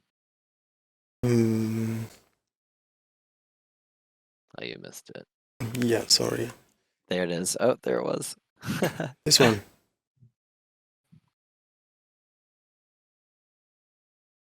Or below. Below. There it is. Yeah. Oh, yeah, it's on the JA right now. There it is. Yeah, so this one here is a mix of I'm still footage confused. and 3D so I tracked this and then put Okay, the one and that is animated these called models in there. Merge Yeah, Okay. merge. on it. Yeah, this one was impressive as well, because the tracking is and again the realistic combination is astonishing. That's what I like with 3D. It's like really when you're lost, if it's real or if it's not. Yeah. So you sold. I wanted to ask you a question. Like, what was your feeling or choice? To go more on Zora or yeah. One more time? I mean, I kind of felt like you had a preference to mint on Zora lately. Is there a reason or?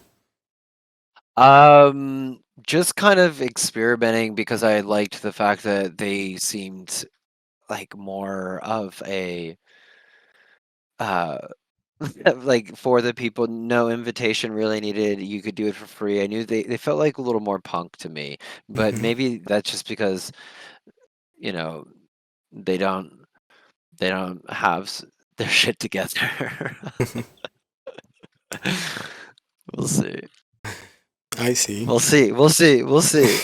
They're doing good things, but Sure. I don't know. I'm definitely looking forward to putting some stuff up on Foundation, which is I'm working on something very special and a new type of NFT for I don't know, and a new way, a new thing for dancers. Mm-hmm. Interesting. And working with dancers and how they can create NFTs for their dances. Okay. So I'm helping dancers with mocap suits that I own, and I'm very excited and people will be able to use these in their productions. And the dances, we won't have issues like we've had with we see on TikTok where musicians are taking their followers' dances and then using them in music videos, and then their followers aren't getting paid, they're not getting any royalties, and I think the followers feel, or their supporters feel like they're kind of robbed. So it's I think an interesting way to almost Could a TikTok? I'm just curious. I think this will add to it. Maybe hopefully, could a TikTok dancer right now basically tokenize a dance and make it ultimately illegal for somebody? Not illegal, but like could she enforce them having to pay royalties on that dance right now? Is that set up? I don't think it is. Yeah, I don't think that's set up for it to happen. I don't think they have any kind of protection right now, which is such an interesting thing to think about, because I think for most of industry, it's just been you pay a dancer for their time. They come in, they learn from a single lead dancer that does the choreography and creates the choreography for the music video, and then they get paid hourly and they dance and they go, and that's it. And then if the dance gets used on Fortnite 10 years later, there's no way that they can earn that money. Right. So I think this is an opportunity for us to be able to like really capture the dance, because we have it recorded in 3D space. Right. Is it, well, I think the question is like, are there gonna have to be like laws that come into place to make this actually be a thing, or is it gonna be like an on-chain, like blockchain only type situation? These are These are great questions, and It's like that's gonna be the thing that's gonna make it achievable for everybody. It's gotta go there eventually. Like we can't be naive to the fact that there will be some sort of like governance of all of this when it gets super mainstream. absolutely. And when that happens and with who it happens with, it could go multiple different ways. But ultimately, I'm just curious what happens first, and how that occurs. I'm right there with you. I'm going to be quite real. I think it's above my pay grade, to answer those questions. No, I'm just kidding. I just love saying that. Dude, I love dude, F Society. First of all, I gotta say F Society though. Shout out F Society in the chat. He just like said level 5 and then leveled up to level 5. I think that's the most baller I've ever seen in my life. That was pretty sick. Yeah. Shout out F We're Society. Yeah. Yeah. we are too advanced. We are like prophets and prophets in the rooms. But interesting you talk about foundation, because there was just before I talk about foundation, I just wanted to add up to the dance moves. And I think when it comes to the metaverse, we talked about it already, like the smartest move, someone like Soulja Boy or anyone having dance moves, is to collaborate with the metaverse virtual world to implement, dance moves tokens to be a thing, or even that can go to TikTok dancers or any dancer who lives out of this to record their dance move, and then people can buy dance move and then buy and trade dance move to showcase it, like you said, in Fortnite or in crypto voxels or in Decentraland. And so there would be a whole market of dance move. I think I can see this pretty clearly happening at some point. Yeah. I mean, how much that's going to be so much fun though. Definitely 100%, dude. It's like a RuneScape or imagine GTA. That game is an infinitely playable game. Imagine GTA, a whole open world where you're the actual guy though. Your avatar's in there and it's playing. And it's got all of these. It's just infinite. You can do whatever you want. You can talk to people. You can literally live your life in this fucking game. Like Second Life, baby. And if it's all ownable, if it's actually NFT and it actually has real money involved, like bro, that's I'm gonna buy your dance move, Panther Modern, to be in the virtual world. I'd be all about it. Yeah, absolutely. There was something else I wanted to show you on the Instagram real quick. Yeah. If I can remember what it is. Dude, it actually makes me think because if a crypto voxels or Decentraland did just basically create the market, they basically just give avenues for people to come in and set up shop in a way. They make it easy for a Wow. TikToker to come in and monetize in TikTok. That's cool for TikTok. That's cool for their demographic. If they figured out like just something subtle to like integrate into their already dope platform, like it could easily onboard all those people and give both people a market immediately, because it doesn't exist yet. Like for all of these industries, like even think about a landscaping company. You know what I'm saying? They could easily just create an NFT and say, hey, every time we do something, you get like this token, and you can redeem it for half off next or whatever. There's a million ways that these companies are gonna find ways to like integrate these things in basic manner. But Absolutely. I think you're onto something here. Hey, Mighty, can you go back to the crypto voxel shot there? Yeah, that's where we met. Yeah, that's where we met. But even crazier is that somebody made a fan made a T-shirt, a real T-shirt out of that Panther Really? Modern design.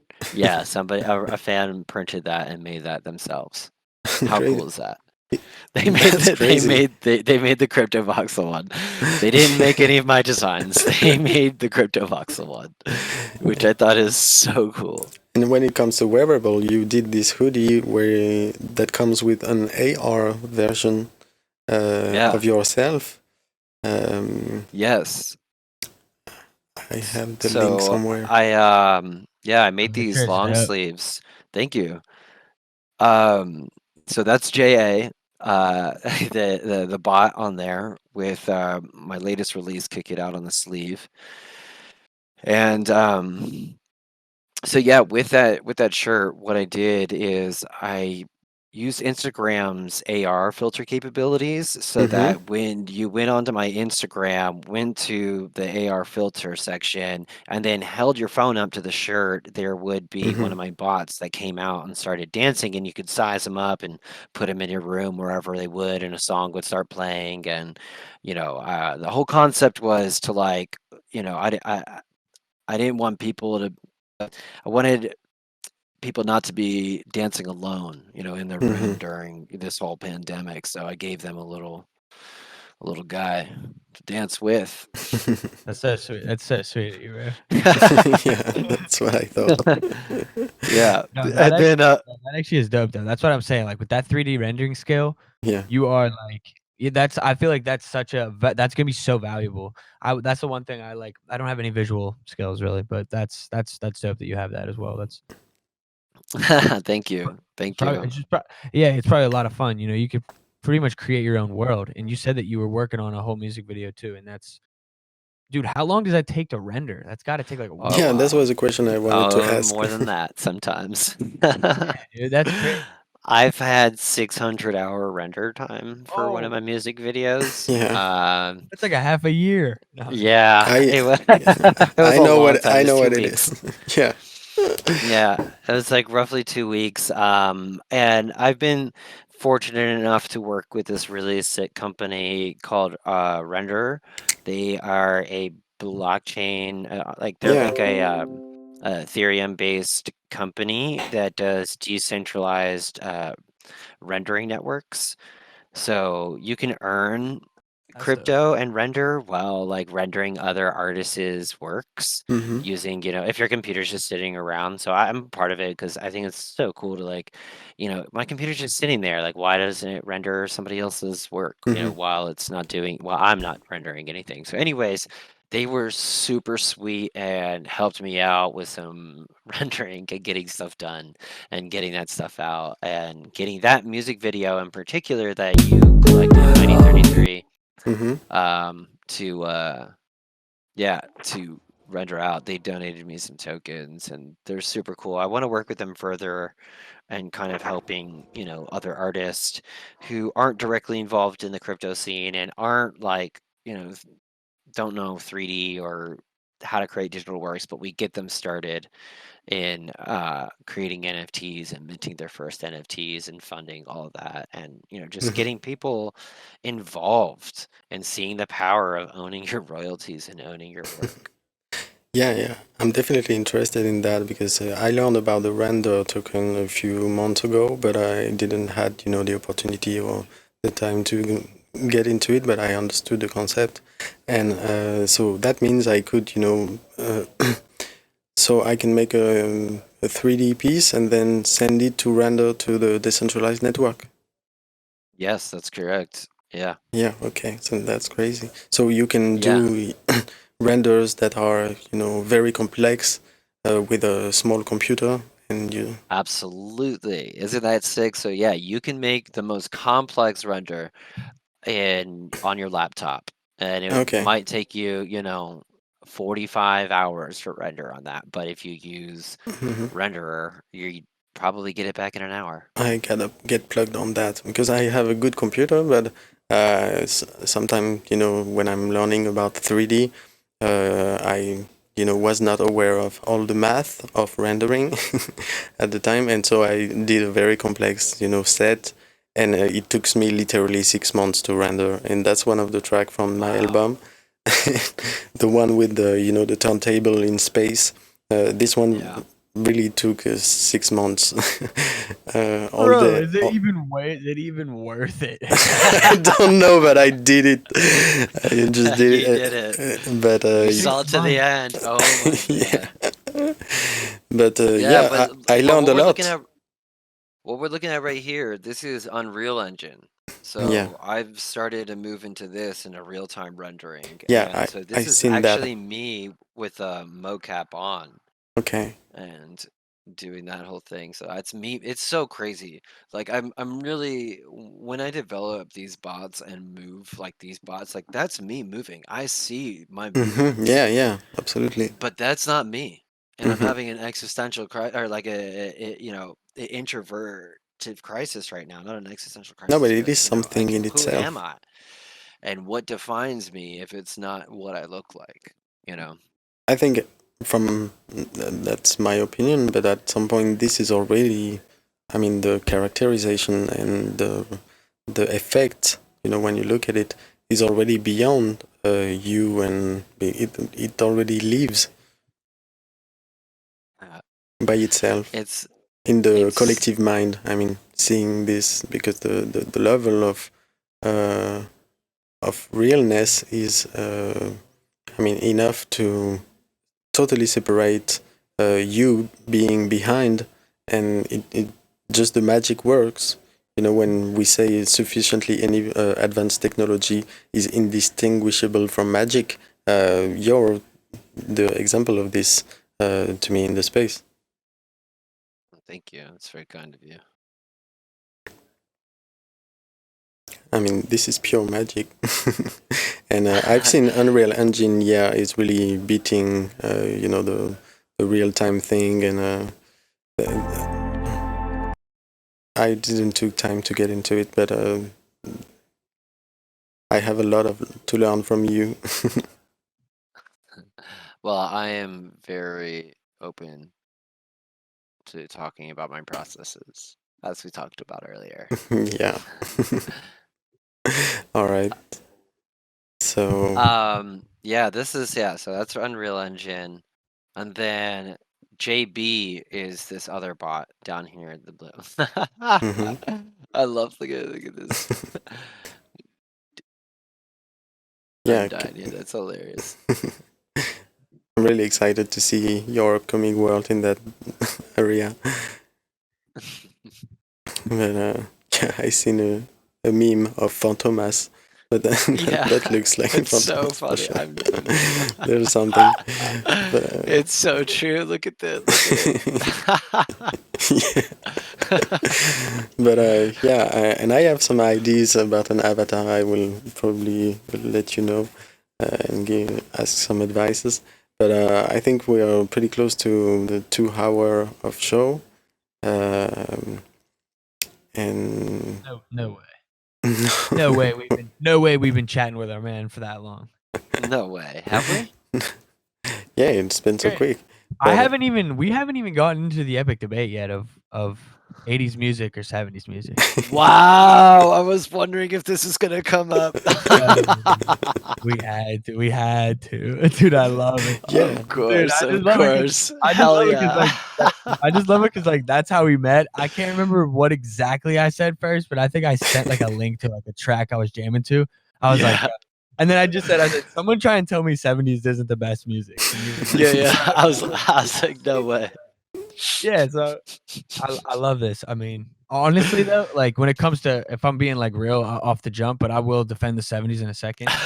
but I'm saying like most like at the end of the day, timeless music is really like the best music, and like that's Yeah. I just think 100%. A a good lot song is a of good song. yeah, right. Good And call.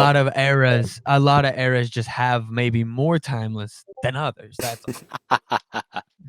You know what? You might win that one for me in the 70s though, because I got to be real with you. One of my favorite bands is ELO, and Electric Light Orchestra has some of the best, most timeless music I've ever listened to in my life, and I will sing those songs till the day I die.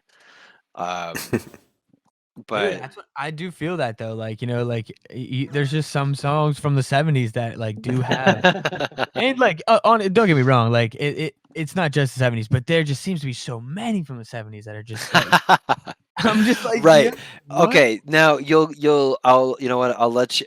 You know, you win there. You win there, and there's more songs that But I I'm will curious about the sing. 80s though. I will say. So here's my thing with the 80s and why I think 80s for me is more of an important time period for music. I think it was more of an experimental time.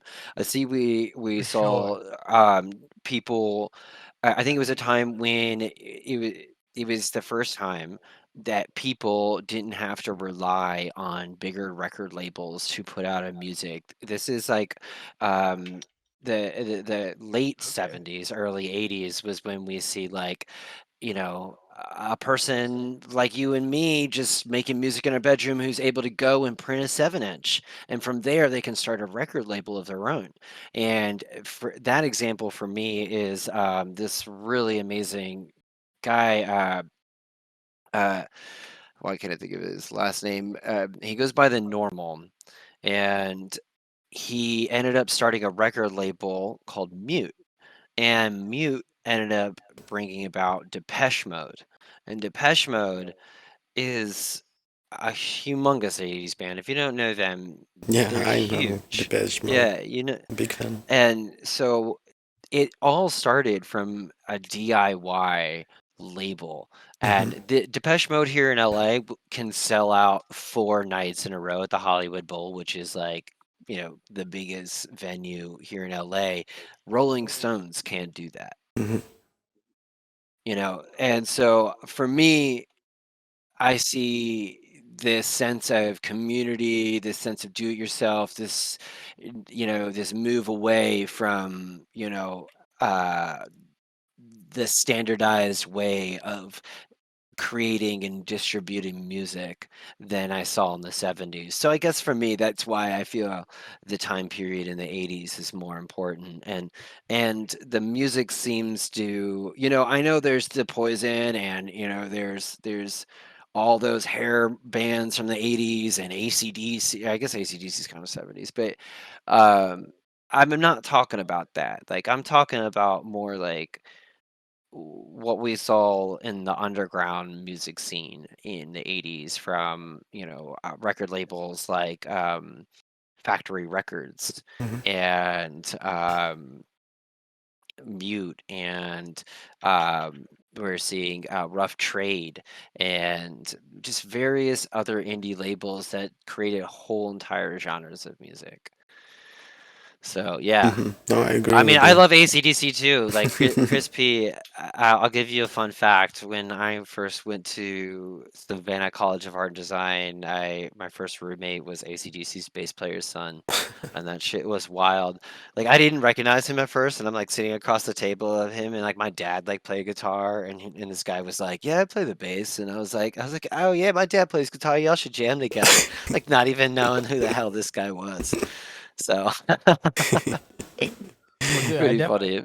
I definitely feel Yes. that perspective though. I like that because like I feel how you are inspired by like how it was like a DIY like move away from like the standard at the time, and that makes sense to me too because I feel like a lot of that music in the 70s did all sound like really like I don't know. Actually, I wouldn't say it sounds like professional. I don't know if my ears really like catching that much, but like I do feel like the 80s had a different sound like that almost was a result of more not amateur, but like more like do it yourself Yeah, fucking people. experimenting. They were like Right, yeah, recording experimenting's a better word. snares and like pitching them down and like doing things that people weren't doing before.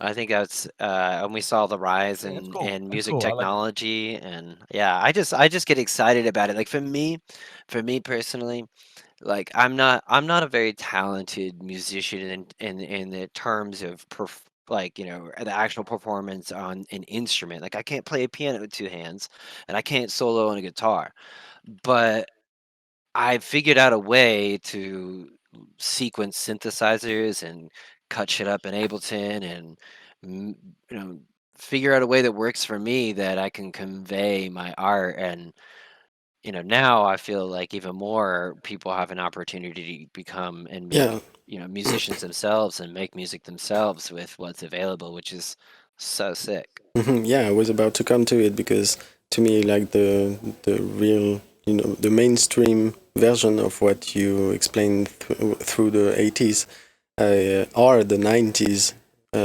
where having the ability to have a how do you say to have computers to mix music, not have a big studio, not requires expensive equipment to record something and put it into a CD.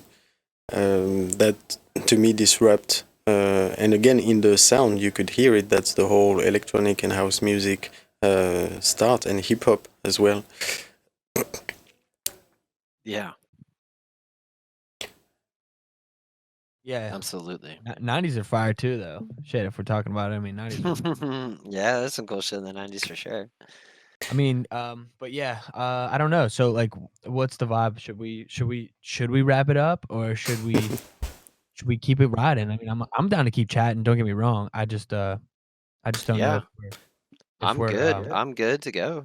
yeah, I'm good to Yeah. keep chatting too. Yeah. I mean like shit. Do you have any do you have any like super interesting plans that you're willing to share right now for NFTs in particular in conjunction with music? Like something maybe that's more interactive or more gamified or something along those lines? Absolutely.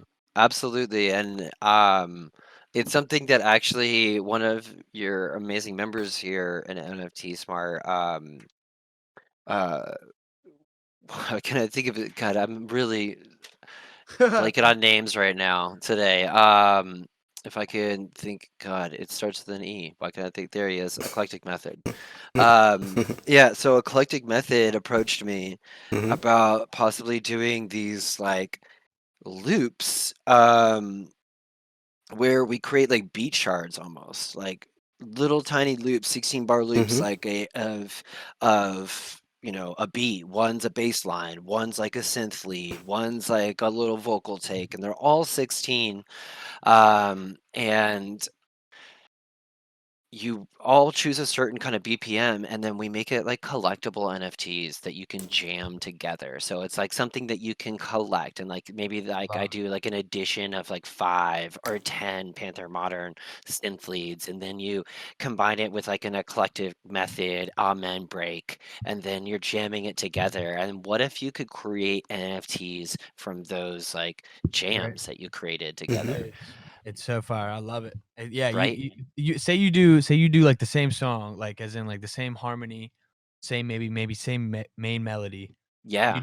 And you do like 5 of 5 like you said, and each one of those 5 all corresponds with any of the other 5. So like basically you just put them out there and like let people collect all 25 or whatever, say a 5 instrument, 5 of 5. Yeah. And then you just let them all put those albums together and you put 5 albums together with like each Yeah. person. That would be insane, dude. Because then you could like make that a whole thing and you could make that like a mission for them. That'd be so Yeah, and I think it would be great to see because I was just on the line the other day, and I got off the phone with a company called Believe, and Believe is a music licensing company out of Yeah, I know, London, and they believe. own Yeah, very well. they own TuneCore, Hmm. and so somebody who works there, I was on the phone with them, and he's asking me, do I know of a studio that creates like digital assets? Hmm.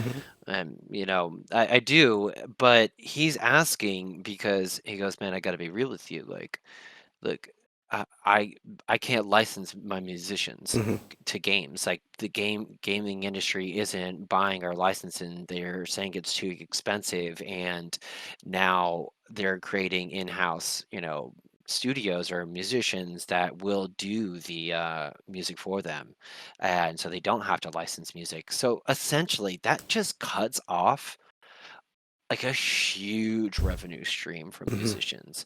The gaming industry is the biggest entertainment industry in the Yeah. world, and now musicians don't have access to that.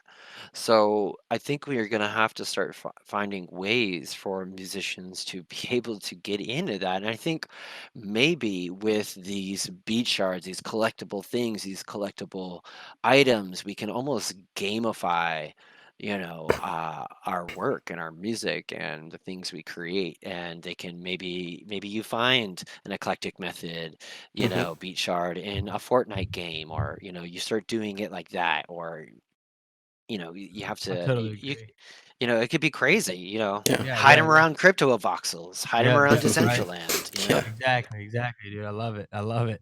The one thing Absolutely. that, dude, and if a Fortnite did that, if a Fortnite decided like we're gonna incorporate audio NFTs, like the only music has to be owned by like NFTs or something, and like whatever, like they just have their own market. Once again, it's like one of those one of those companies needs to do is just create the market for these people to come in and easily set up shop and create that ecosystem, which would work like overnight, in my opinion, almost because it's already working and we don't have any structure. We don't have any of that incentive, but we all want it. So it's like, I know, right? it's definitely going to happen in some regards, but like, I'm just curious how, but that'll be, yeah, that'll be huge. There's like, I know there's a couple gaming platforms that are, or metaverses that are doing the music in the game or NFTs. So I know that they're already doing that as well, which is sick. I don't know the actual name of the thing, but This is interesting. Async music, wow. Yeah, they Programmable music confirmed. that can change according to different owners. Your oh, what, conversation make me think about it. They confirmed because they give a little hint a week ago, and they confirmed today with an article saying that they are launching programmable music to async and explaining how it works.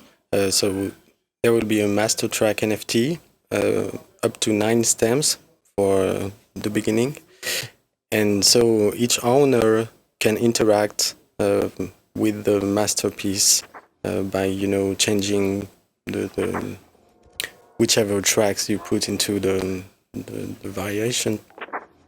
So that's very interesting to see the confirmation, because that's literally historic so far that I can recall of. It's literally a new medium that has ever been possible in the history of the world. I think in music This is history. so crazy.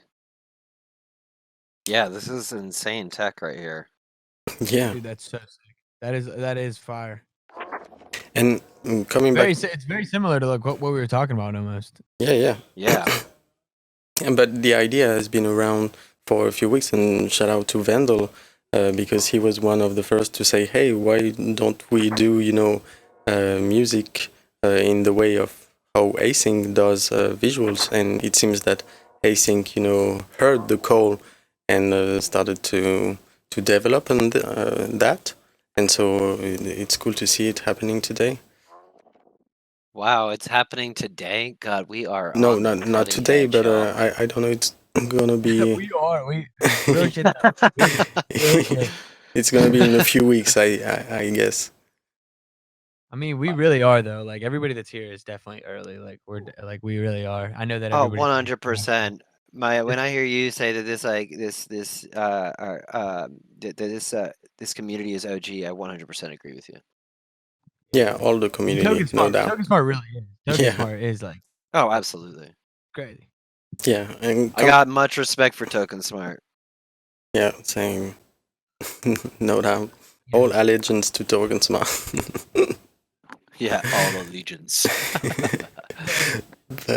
Yeah, coming back, adding up to the video game industry. I mean, the video game industry hasn't been always fair with the music sometimes, because I know a personal case of a friend that, you know, his music was into GTA 2, so a while ago, but Rockstar's never declared any royalties over the success of GTA 2, which was more than 2 million copies and way more. So he got a lawsuit against Rockstars, and he, you know, got a few dollars out of this lawsuit. So because he won, but compared to something like we're talking about, where there would be more fairness and transparency about using the music in a video game ecosystem, that's a big loss, because the success of GTA 2, you know, itself would have, you know, get him rich, I guess, and that was not the case.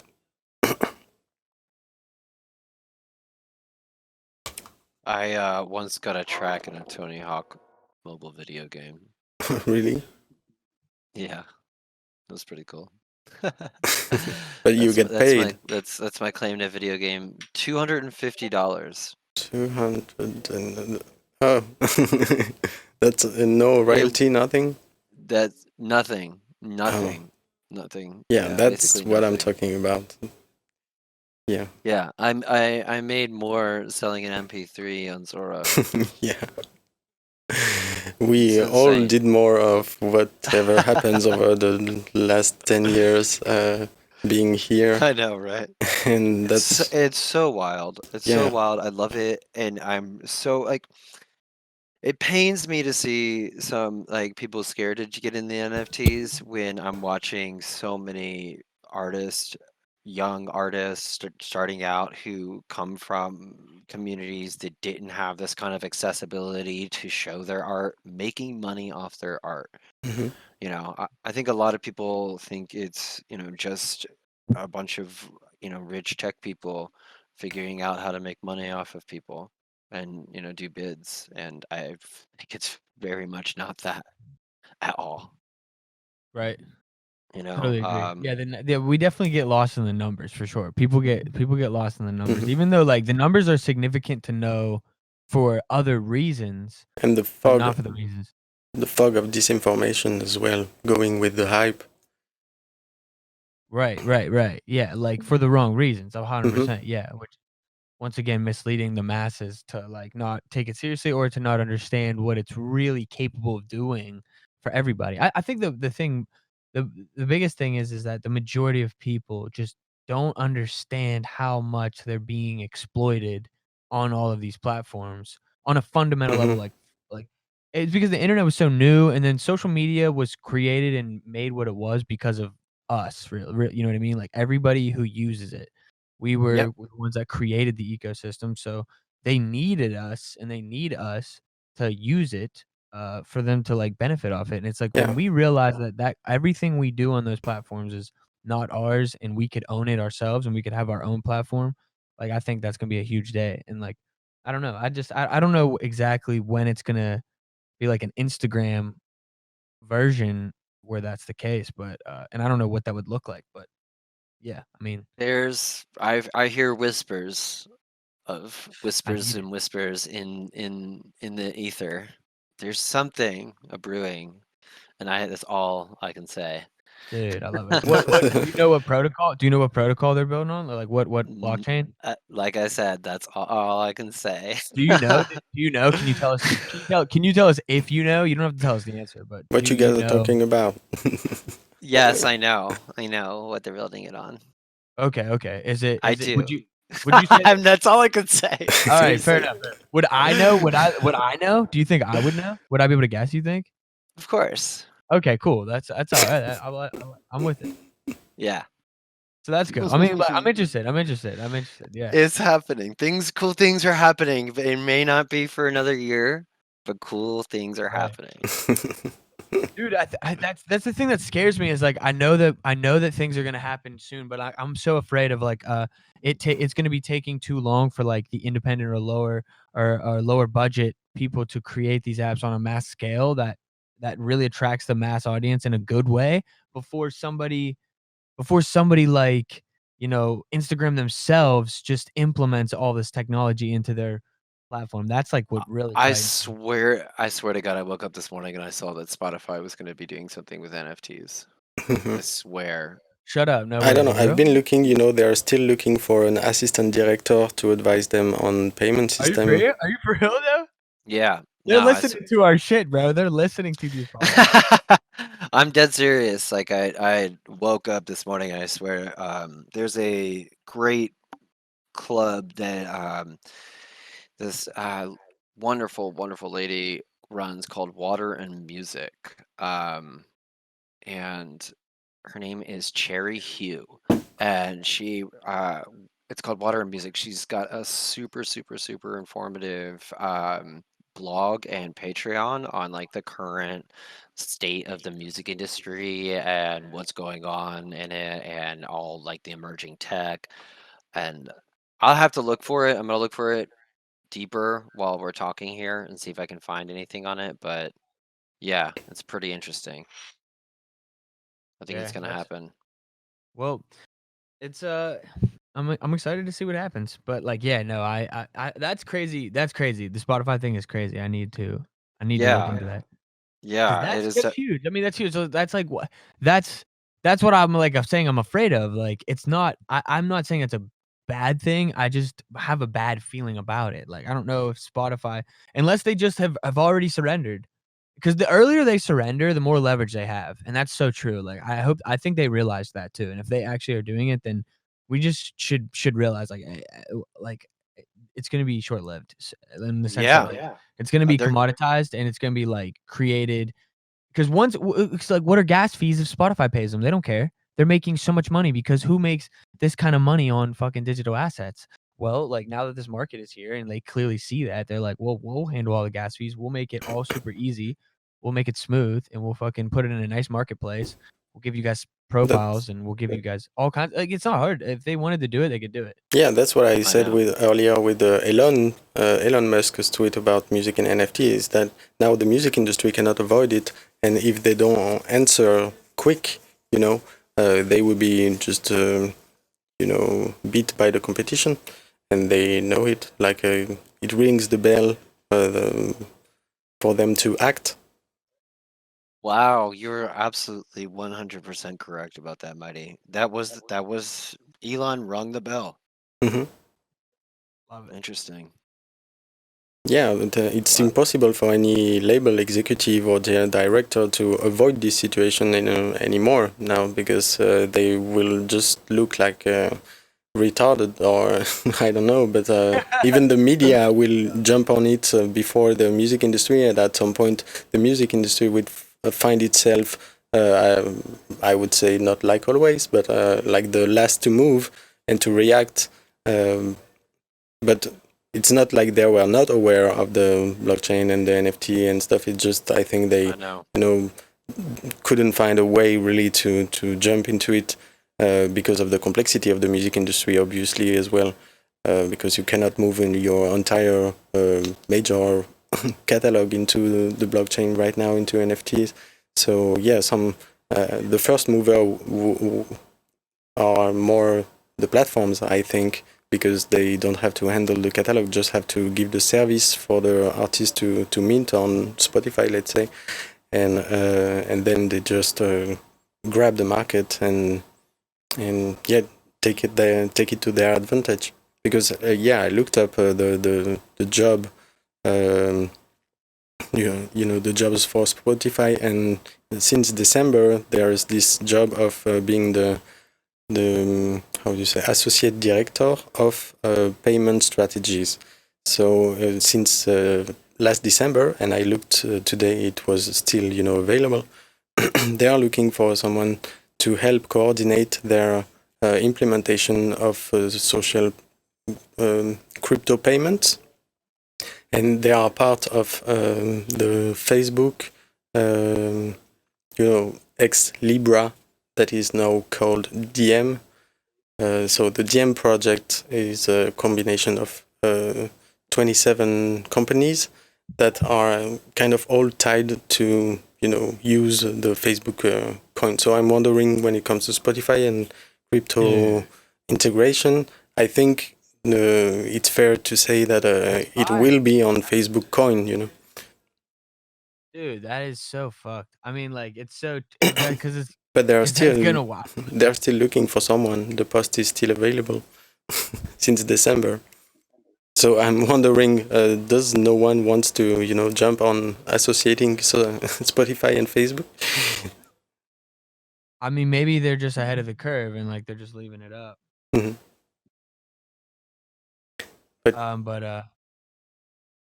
Yeah, no. I mean, I think we'll see. Yeah. I don't want Facebook to be the one to do this.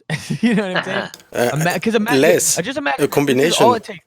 This is all it's going to take. This is all it's going to take. One major platform with dedicated users who want to keep using that platform, that all of a sudden just integrates cryptocurrency. Then guess what happens? That coin becomes the superior coin immediately because everybody has it.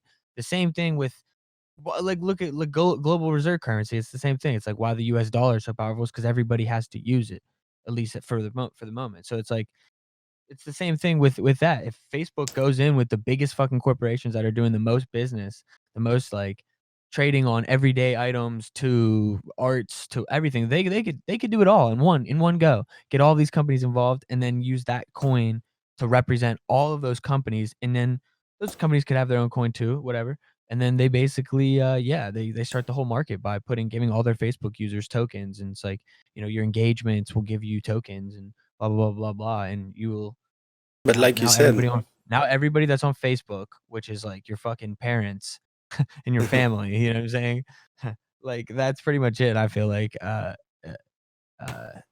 least that's the vibe I get. But I'm saying, like, it's gonna keep the power structure right where it is. That's what I mean, and in a bad way, because it's gonna give the tokens and the power to the people that are using Facebook instead of using these platforms that are here now over on like a place like TokenSmart in a Discord, in this type of way, because it's just not sustainable, I think, for the masses to everybody all of a sudden start using Discord and do that. I mean, it's possible, kind of, but like, I think if Facebook does that or if Instagram does that with the tokens and incentivizes the user, it's over, and they'll have the leverage because they're the ones who have created the token in the first place. So the fact that I'm hearing about that is like frightening to me because I see it as being a real threat. Yeah, but that's interesting because that's when we will, see the power of communities and the cancel culture when it comes to manifesting your disagreement with the big corporations. Because at some that point, would be insane. When the metaverse will be developed enough, and the money, will flow into it, and the culture as well, and everything. If like you said, I don't want Facebook to take the whole thing, but I don't want a combination of Facebook and Spotify for the music industry. Like, no thanks. At some point, but that's what I'm saying. They already have that leverage. So like, all they have to do is decide. All they have to do is decide, and they would take it over tomorrow. Yeah, sure. Like they know that. They have to know that. They're not there. There's no way they don't know that. That's why I'm confused. Why maybe, but that's why I'm worried about the two things I just heard, which is Spotify doing something with NFTs and Facebook wanting to partner with multiple companies, which I think is the best move ever about them. But like, yeah, so I don't know. That's it doesn't mean that it's all doom and gloom. I'm just saying, like, that just could be a moment where we will be tested. Are we able to? Well, I'll tell you what. Right now, it's I feel like it is happening. Like, at my job, I work for a company that does ad units for a virtual influencer as well. Like, I do like 3D stuff and for this guy. They want to start doing NFTs. So I asked him, look, what's my royalty rate? They're like, there's no royalty rate. I go, okay, so is there a buyout? And they're like, no. And I was like, are you going to increase my wage? And they're like, no. And so I told them I'm not going to do it. Yeah. So they gave me 2 weeks. So now I got 2 weeks till I leave this company. And today I got approached by Uniswap to start making stuff for them. So it's like, Wow. It is. One door closes, yeah, one door opens. That's it. yeah, Yeah. Cheers. it's pretty cool. So I'm gonna help out Uniswap with a couple things. But Yeah. that's how it goes. It's just like, That sounds exciting. Yeah, yeah, I'm very excited to work with Uniswap. for sure. That's an exclusivity right here. Yeah. Exclusive Uniswap news. Insider. He tells us how every Exclusive coin news. goes his ear. But yeah, no, congrats, and I wish you the best with this experience as well. And I'm sure it will, as well, develop a network amongst the blockchain world, and understanding and learning to a new level, and that only excites me more about your creative aspects and what you're about to do with your music and in the metaverse in general. Yeah, I'm very excited.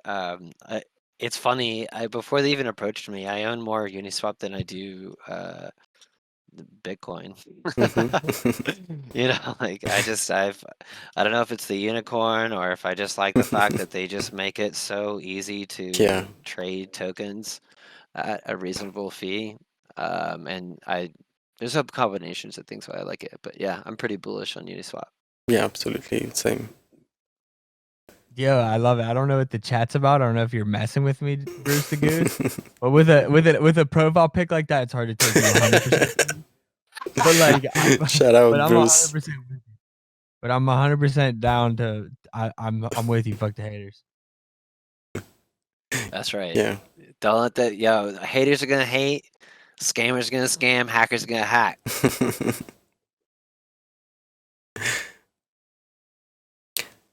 But yeah, my take is that at some point, the metaverse. To finish my thought earlier, is that we will see the power of community and so-called cancel culture, but I miss the word. When you bash a company, sorry. But yeah, kind of like the Wall Street bet story, where will the music industry go to Facebook and Spotify, or will people would want to, once they wake up on the possibility to really connect and interact, doesn't leverage the community ecosystem by itself. That's why I don't call it the music industry what the future of music is. I'd rather call it a music economy, because I don't think we will have a music industry anymore, sort of. It's just about to be a big music economy that is decentralized and that is more secure and more wide than it's ever been before, and that we may see the more money the music industry have ever met into the upcoming music economy, rather that what the previous music industry was earned over the few years. Sorry.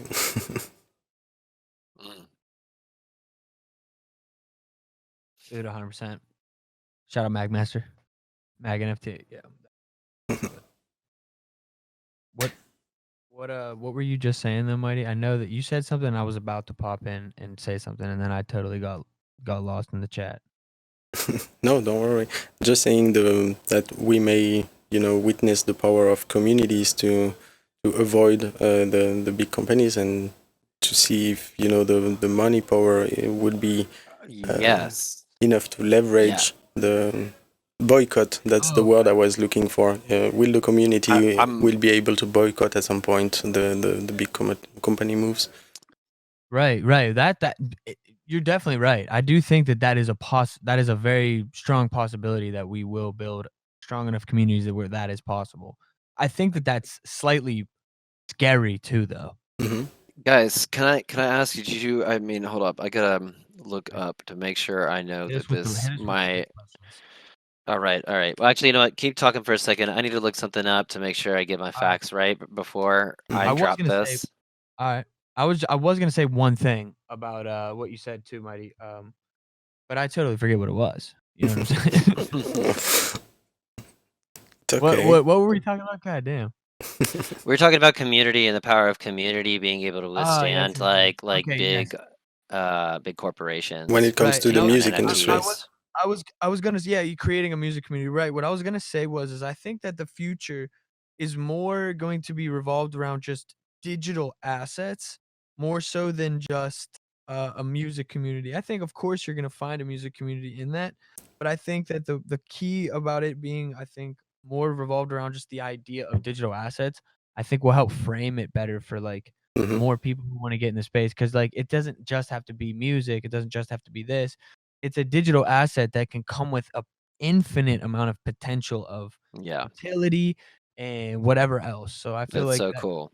I Hmm. feel like that's the only thing I would add to that is like, you know, I think it's gonna be even broader than music in the long run to the mainstream. Like most people aren't gonna just want to collect music, they'll want to collect everything. Their clothes that they're wearing, all of it. Like people will want to be collecting them all, bro, just like Ash Ketchum. So I just dropped what I was looking for in the chat, and it's the announcement that Wyoming is now allowing DAOs to become legal companies and act as No. LLCs. That's huge, bro. Yeah. So that I might move to Wyoming. we could start autonomous organizations out in Wyoming, which to me, Dude, I that think could be like great. that's where we as a community can probably, you know, spearhead the bigger companies that But are going to take on the NFTs if we do work as a community through a DAO, you know. mhm. Right, right. Yeah, absolutely. Just But Wyoming, gonna say, go Wyoming, get the hell out of here. Wyoming sounds like a crypto heaven because Ripple and XRP just moved to Wyoming after the lawsuit and stuff. So it sounds like crypto heaven there. Yeah, I mean, look, this is actually really, really something bigger than I The new Silicon think Valley. that well, sure, but I also think this is gonna like every business is gonna automate now. Hmm. Every business is gonna become an automation, and a whole bunch of people are gonna lose their jobs. And Hmm. I mean, this could be a way that it could be like an amazing thing where we're able to generate some kind of, you know, universal basic income Hmm. with the automation, or we're going to see a lot of people really frustrated that they don't have jobs, and we're going to see a lot of people we're going to see classes separate, you know, even more from the rich and the poor. Hmm. And I don't know, it could be really good or it could be really bad. And I mean, uh, what could be really good about where we're headed, though? You know what I mean? all right, have we just decided to ride the fuck it coaster all the way Dude, down? it is over, I think bro. we We did. lost. Sure. And Like we haven't. We're ahead of the game. Don't get me wrong. I'm just saying, like, how much is anybody really saved from what's realistically, inevitably going to yeah, happen? sure. And that's what give you the advantage to understand better the world that is unfolding right in front of our eyes. And that may be a force, and shout out to everyone here early, because I think it will, this experience, it's very intense. Like for me, like a year in NFT and cryptos has been, kind of like 10 years. But at the same time, I feel, more comfortable about what's coming for the future on various aspects, whether they're the good or the bad aspects of it. So more, more aware or more conscious about, how to face what's coming. And I mean, in France, we had the yellow vest that kind of is about, this fraction between the ones that don't understand what's happening and they are losing jobs and, feel injustice in general. But at the same time, there are, the gap between their life and what's happening, what we witness every day here. starts to be more and more obvious, and at some point this can lead to, you know, dividing situation where you will have the tech people that runs the world, and then the big mass that are, I mean, that's in the worst case situation. You know, the best case situation is that we try to educate everyone and, you know, build these communities and success towards that movement on a broader scale, like all around the world. But we are not here yet, and but there's great hope for it. But at the same time, yeah, it's still we don't know the end of the battle yet, and it feels yeah, kind of a battlefield. Love it. Yeah. Yeah. I mean, look at Dead Polaroid's post in the chat. Like, there's already a universal basic income. Dude, DAO. that is so creepy, dude. I know. I literally, I didn't even bring it up, but like, yeah, that is insane. And if it like catches on, like, who's just like, I would invest. Like, I think there will be, you know, two kind of universal basic income: the one that comes from the communities and the one that comes from like governments and stuff. And for sure, if it comes from the community, you own your part, and you know, I don't know, but it feels more open to me for it to work this way. But if it's the government, like, it's literally them saying, we pay you, you work for us, you know. It's like not utopic at all. No. It's more like, It's not yeah, what we agreeing officially that you are a government asset, and that they pay for you to be so. Yeah, we should get Soldier Boy in here. What the hell is he doing? Do we need a raid? Yeah, or I don't know. channel? I tweeted him a few times with interesting stuff, and I had no. Yeah. Tell him to join in on the chat, dude. Yeah, sure. We'll Get get that guy Soldier in Boy in here. here. We'll ask him a good question. We'll be like, Soldier, listen, you know what's up. So tell us what you're really doing, because I don't want to see all this bullshit anymore. I need to see some real intricate designs. You got the money, you got the fucking, you gotta have the creativity, I'm hoping. So you just gotta think, like, what can you do right now that will make this bigger than just a drop that makes fucking 5 mil? Like, that's getting boring to No, me. but he seems to be, you know, trying to innovate, and to me, he's one of those that he's interested by the money, but he's trying to, you know, learn more than the average do when it comes to the mainstream wave. So I would love, yeah, to introduce him into the metaverse more seriously. Like, I'm not sure if he's aware of CryptoVoxels, for example, or these kinds of virtual world, but he's running Twitches where he play video games. And so all of this is combined. He's into music. He seems to be smart about the blockchain, and, you know, really wanting to do the things right. So it would be definitely epic to have him, you know, share, yeah, together. Mighty, are you in CryptoVoxels right now? No. No, okay. I thought maybe we were doing this in CryptoVoxels. And I was like, wait, I haven't been there the whole time, so. Are we metaversing?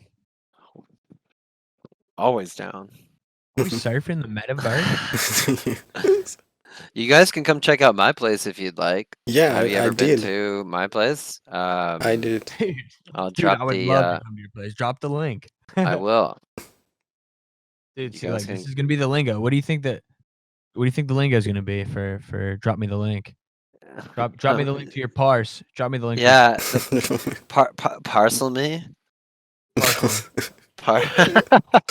Probably not. Probably like, yo, drop me a link to your place. You got the top and bottom on this guy? Yeah. Yeah, I love the studio. I'm trying to fucking pop in. Oh, there we go. Yeah, your studio is great. I did one in one of my place, something a little bit similar, but yeah. You build this? Yeah, this Yeah, took have you a done hot this? minute to make this little studio space. Damn, dude, this is I did fire. this in Magical Voxels. Mm-hmm. Man, I Yeah. like the artwork up here. I'm gonna take a look around. Any Please do. secrets in here? Any secrets in this parcel? I mean, you can come up. No secrets yet.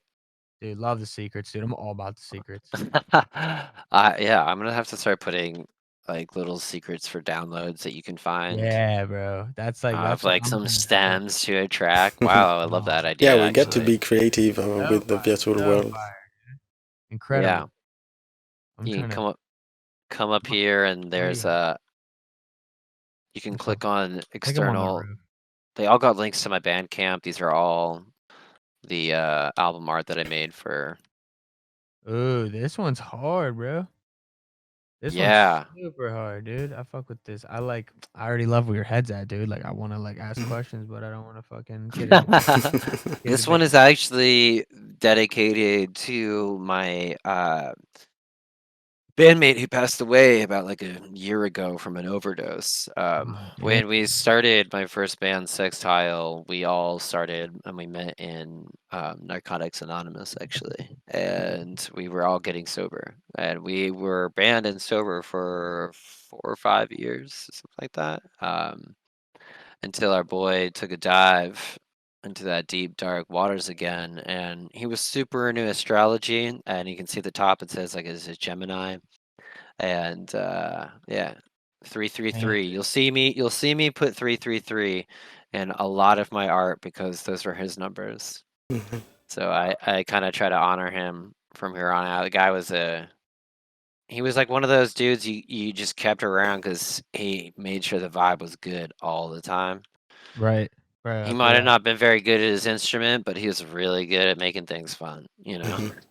Yeah, Well, dude, rest in peace. that's important. Nah, he was fucking real good at his instrument, yeah. Yeah. So That's dope. That's super dope.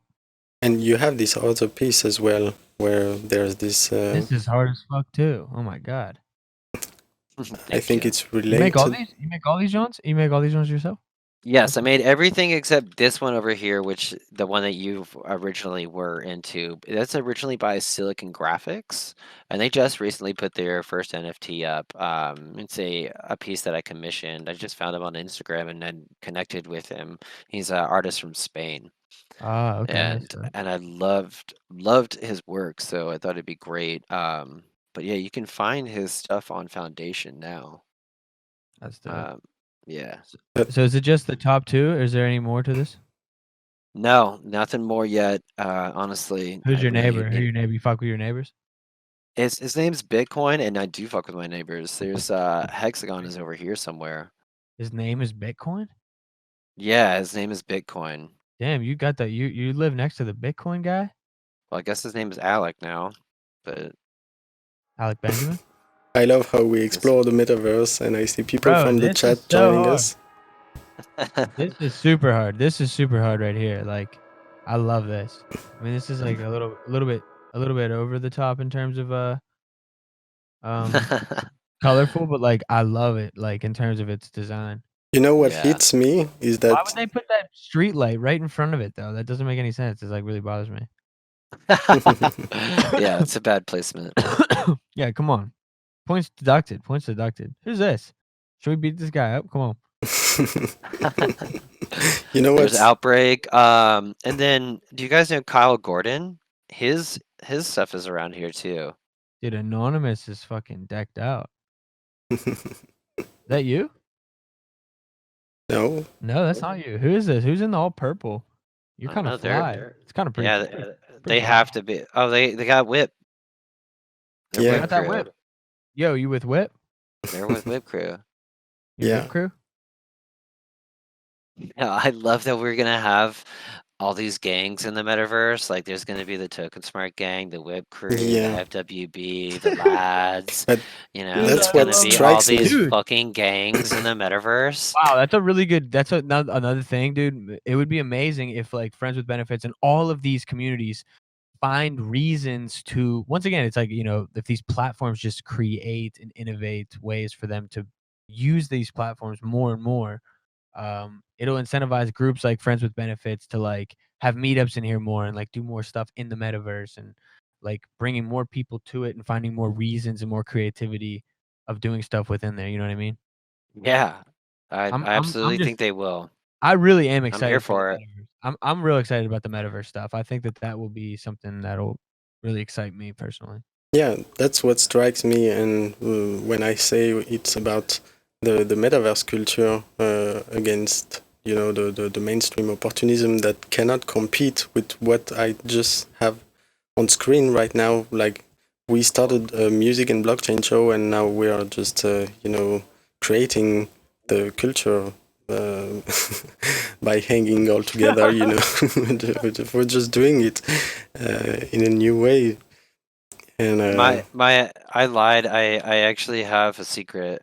I forgot. You have I a found it. secret? I Dude. forgot it. I have a secret on the thing. It's behind the control booth. Let's go. Or is it Right here. Right here. Right here. All right. So here's the It's a secret NFT. You lying? You trolling me, bro? That's right back here. I'm not. I'm dead serious. It's back here. Back here. Right where I am. Look where I am at. I'm playing where it right Mighty. now. I'm where Mighty. Oh is. yeah. It's behind the control booth. Like. No. You come over here outside. Is it in the backyard? Okay. Wow. This video right here. This little. I guess it's a secret. Nobody knew it was here before. Well, you can't really tell. You can't really tell it's a play sign. You can't really tell. It's Yeah. I visited and I haven't seen it. I admit. Okay, I'm vibing. Yeah. That's hypnotic. Let's experiment with using fractals and animating different fractal forms in Octane. Okay. See, like, and original music that I made for it. Yeah. Oh wow! So you can hit this button. So what does this button do? It's supposed to teleport you to the top, but it's not working yet. I'm hearing music. Yeah, it's from the video. That's from you. Yeah. Classic. There's some bug like fire in my room, dude. And I want to kill it so bad.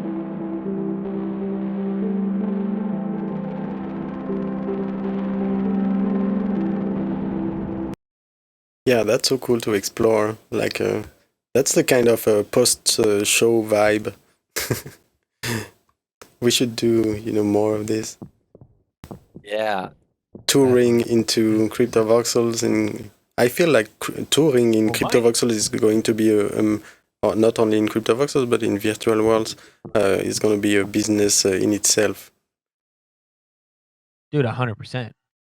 100%. Like we talked as well about creating music ambience as a job in virtual world. Oh, absolutely. God, that would be so amazing. I would love that job. I mean, why? I might just do it anyways. Donate some. Yeah. I mean, I every morning I try to, when I wake up, if my day's not packed with shit to do, I try to have my coffee and I turn on my synthesizers and my recording studio and kind of try to work on an ambient piece in the morning and try to capture the vibe of the morning. I like that. It's usually like a soft build, kind of couple drony tones. Yeah. The just minted piece here is a video, and it's actually Jacob, who runs Zora, got this originally.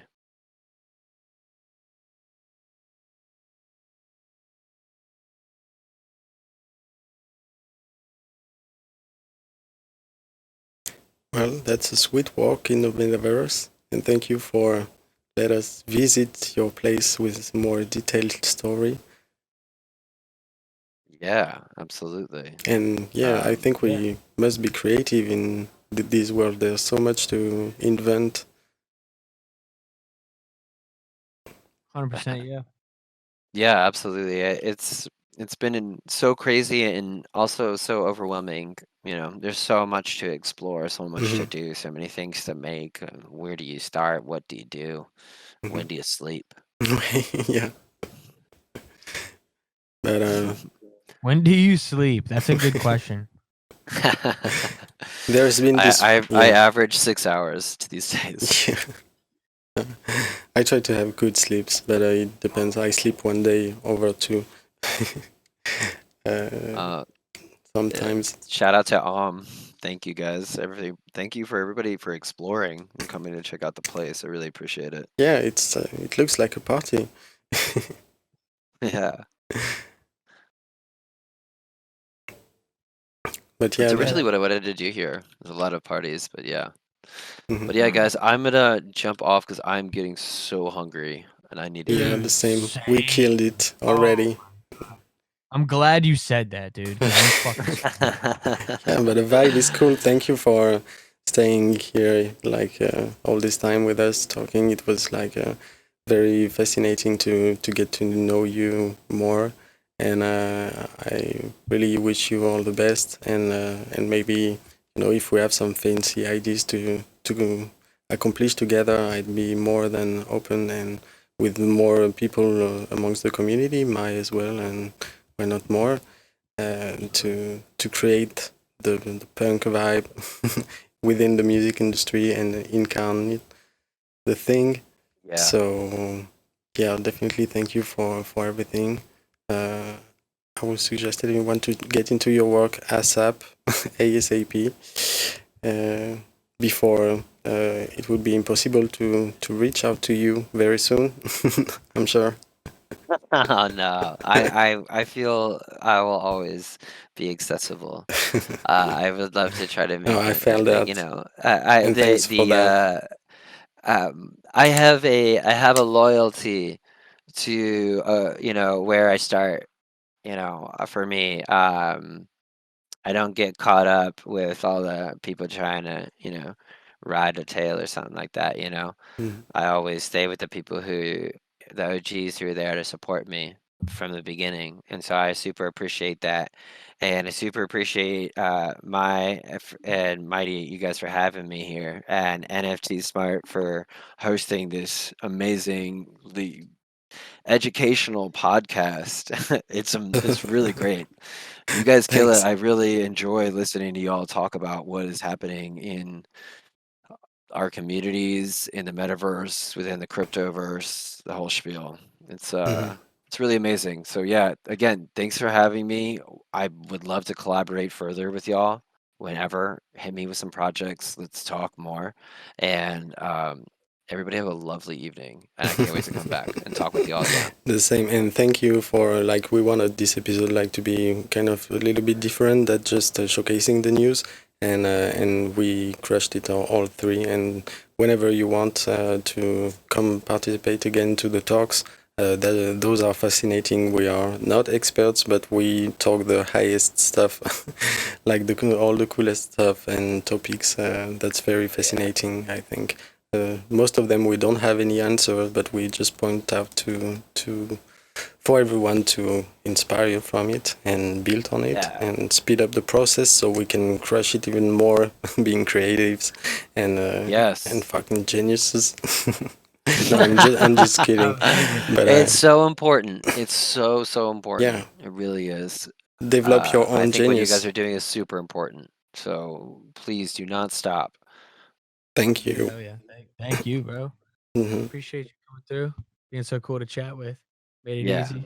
We just be vibing. I like just being able to just chat it out. You know what I'm saying? Like it's an interesting time right now. I feel like everything is just so new every day, and it's like it's always changing. Like we don't know where it's at. It's in limbo right now. It's like that 80s period. It's like that 80s period. But I think that's. I mean, maybe that's what it's that 80s period. Yeah, but yeah, maybe we're in that that weird limbo state. But I'm gonna end with this and say and bring it all back around 360 for us is that that's what the community is about. Is why we're on this ride. We got each other. We got each other's backs. We know we're not alone. Everybody's here riding the fucking ride, and that's why to me community, friendship, connection, art. That's what's important here. And so y'all have it going. Keep it up. Thank you. You too. Absolutely. And thank you for the chat in the TokenSmart for bearing with Yeah. us that long. Yeah, thank you all for listening. Yeah, absolutely. It was great. And so let's catch up next week. And thank you all. I wish you all a great week, and stay safe, stay healthy and balanced. Let's wrap up this MightyMai show episode 9. And yeah, goodbye. Goodbye, y'all. Have a good night. See ya. Yeah, I'm closing with a little tune. Oh, so sweet. Yeah. Well, see you later. The metaverse. Bye-bye. Bye, Metaverse. Bye, metaverse.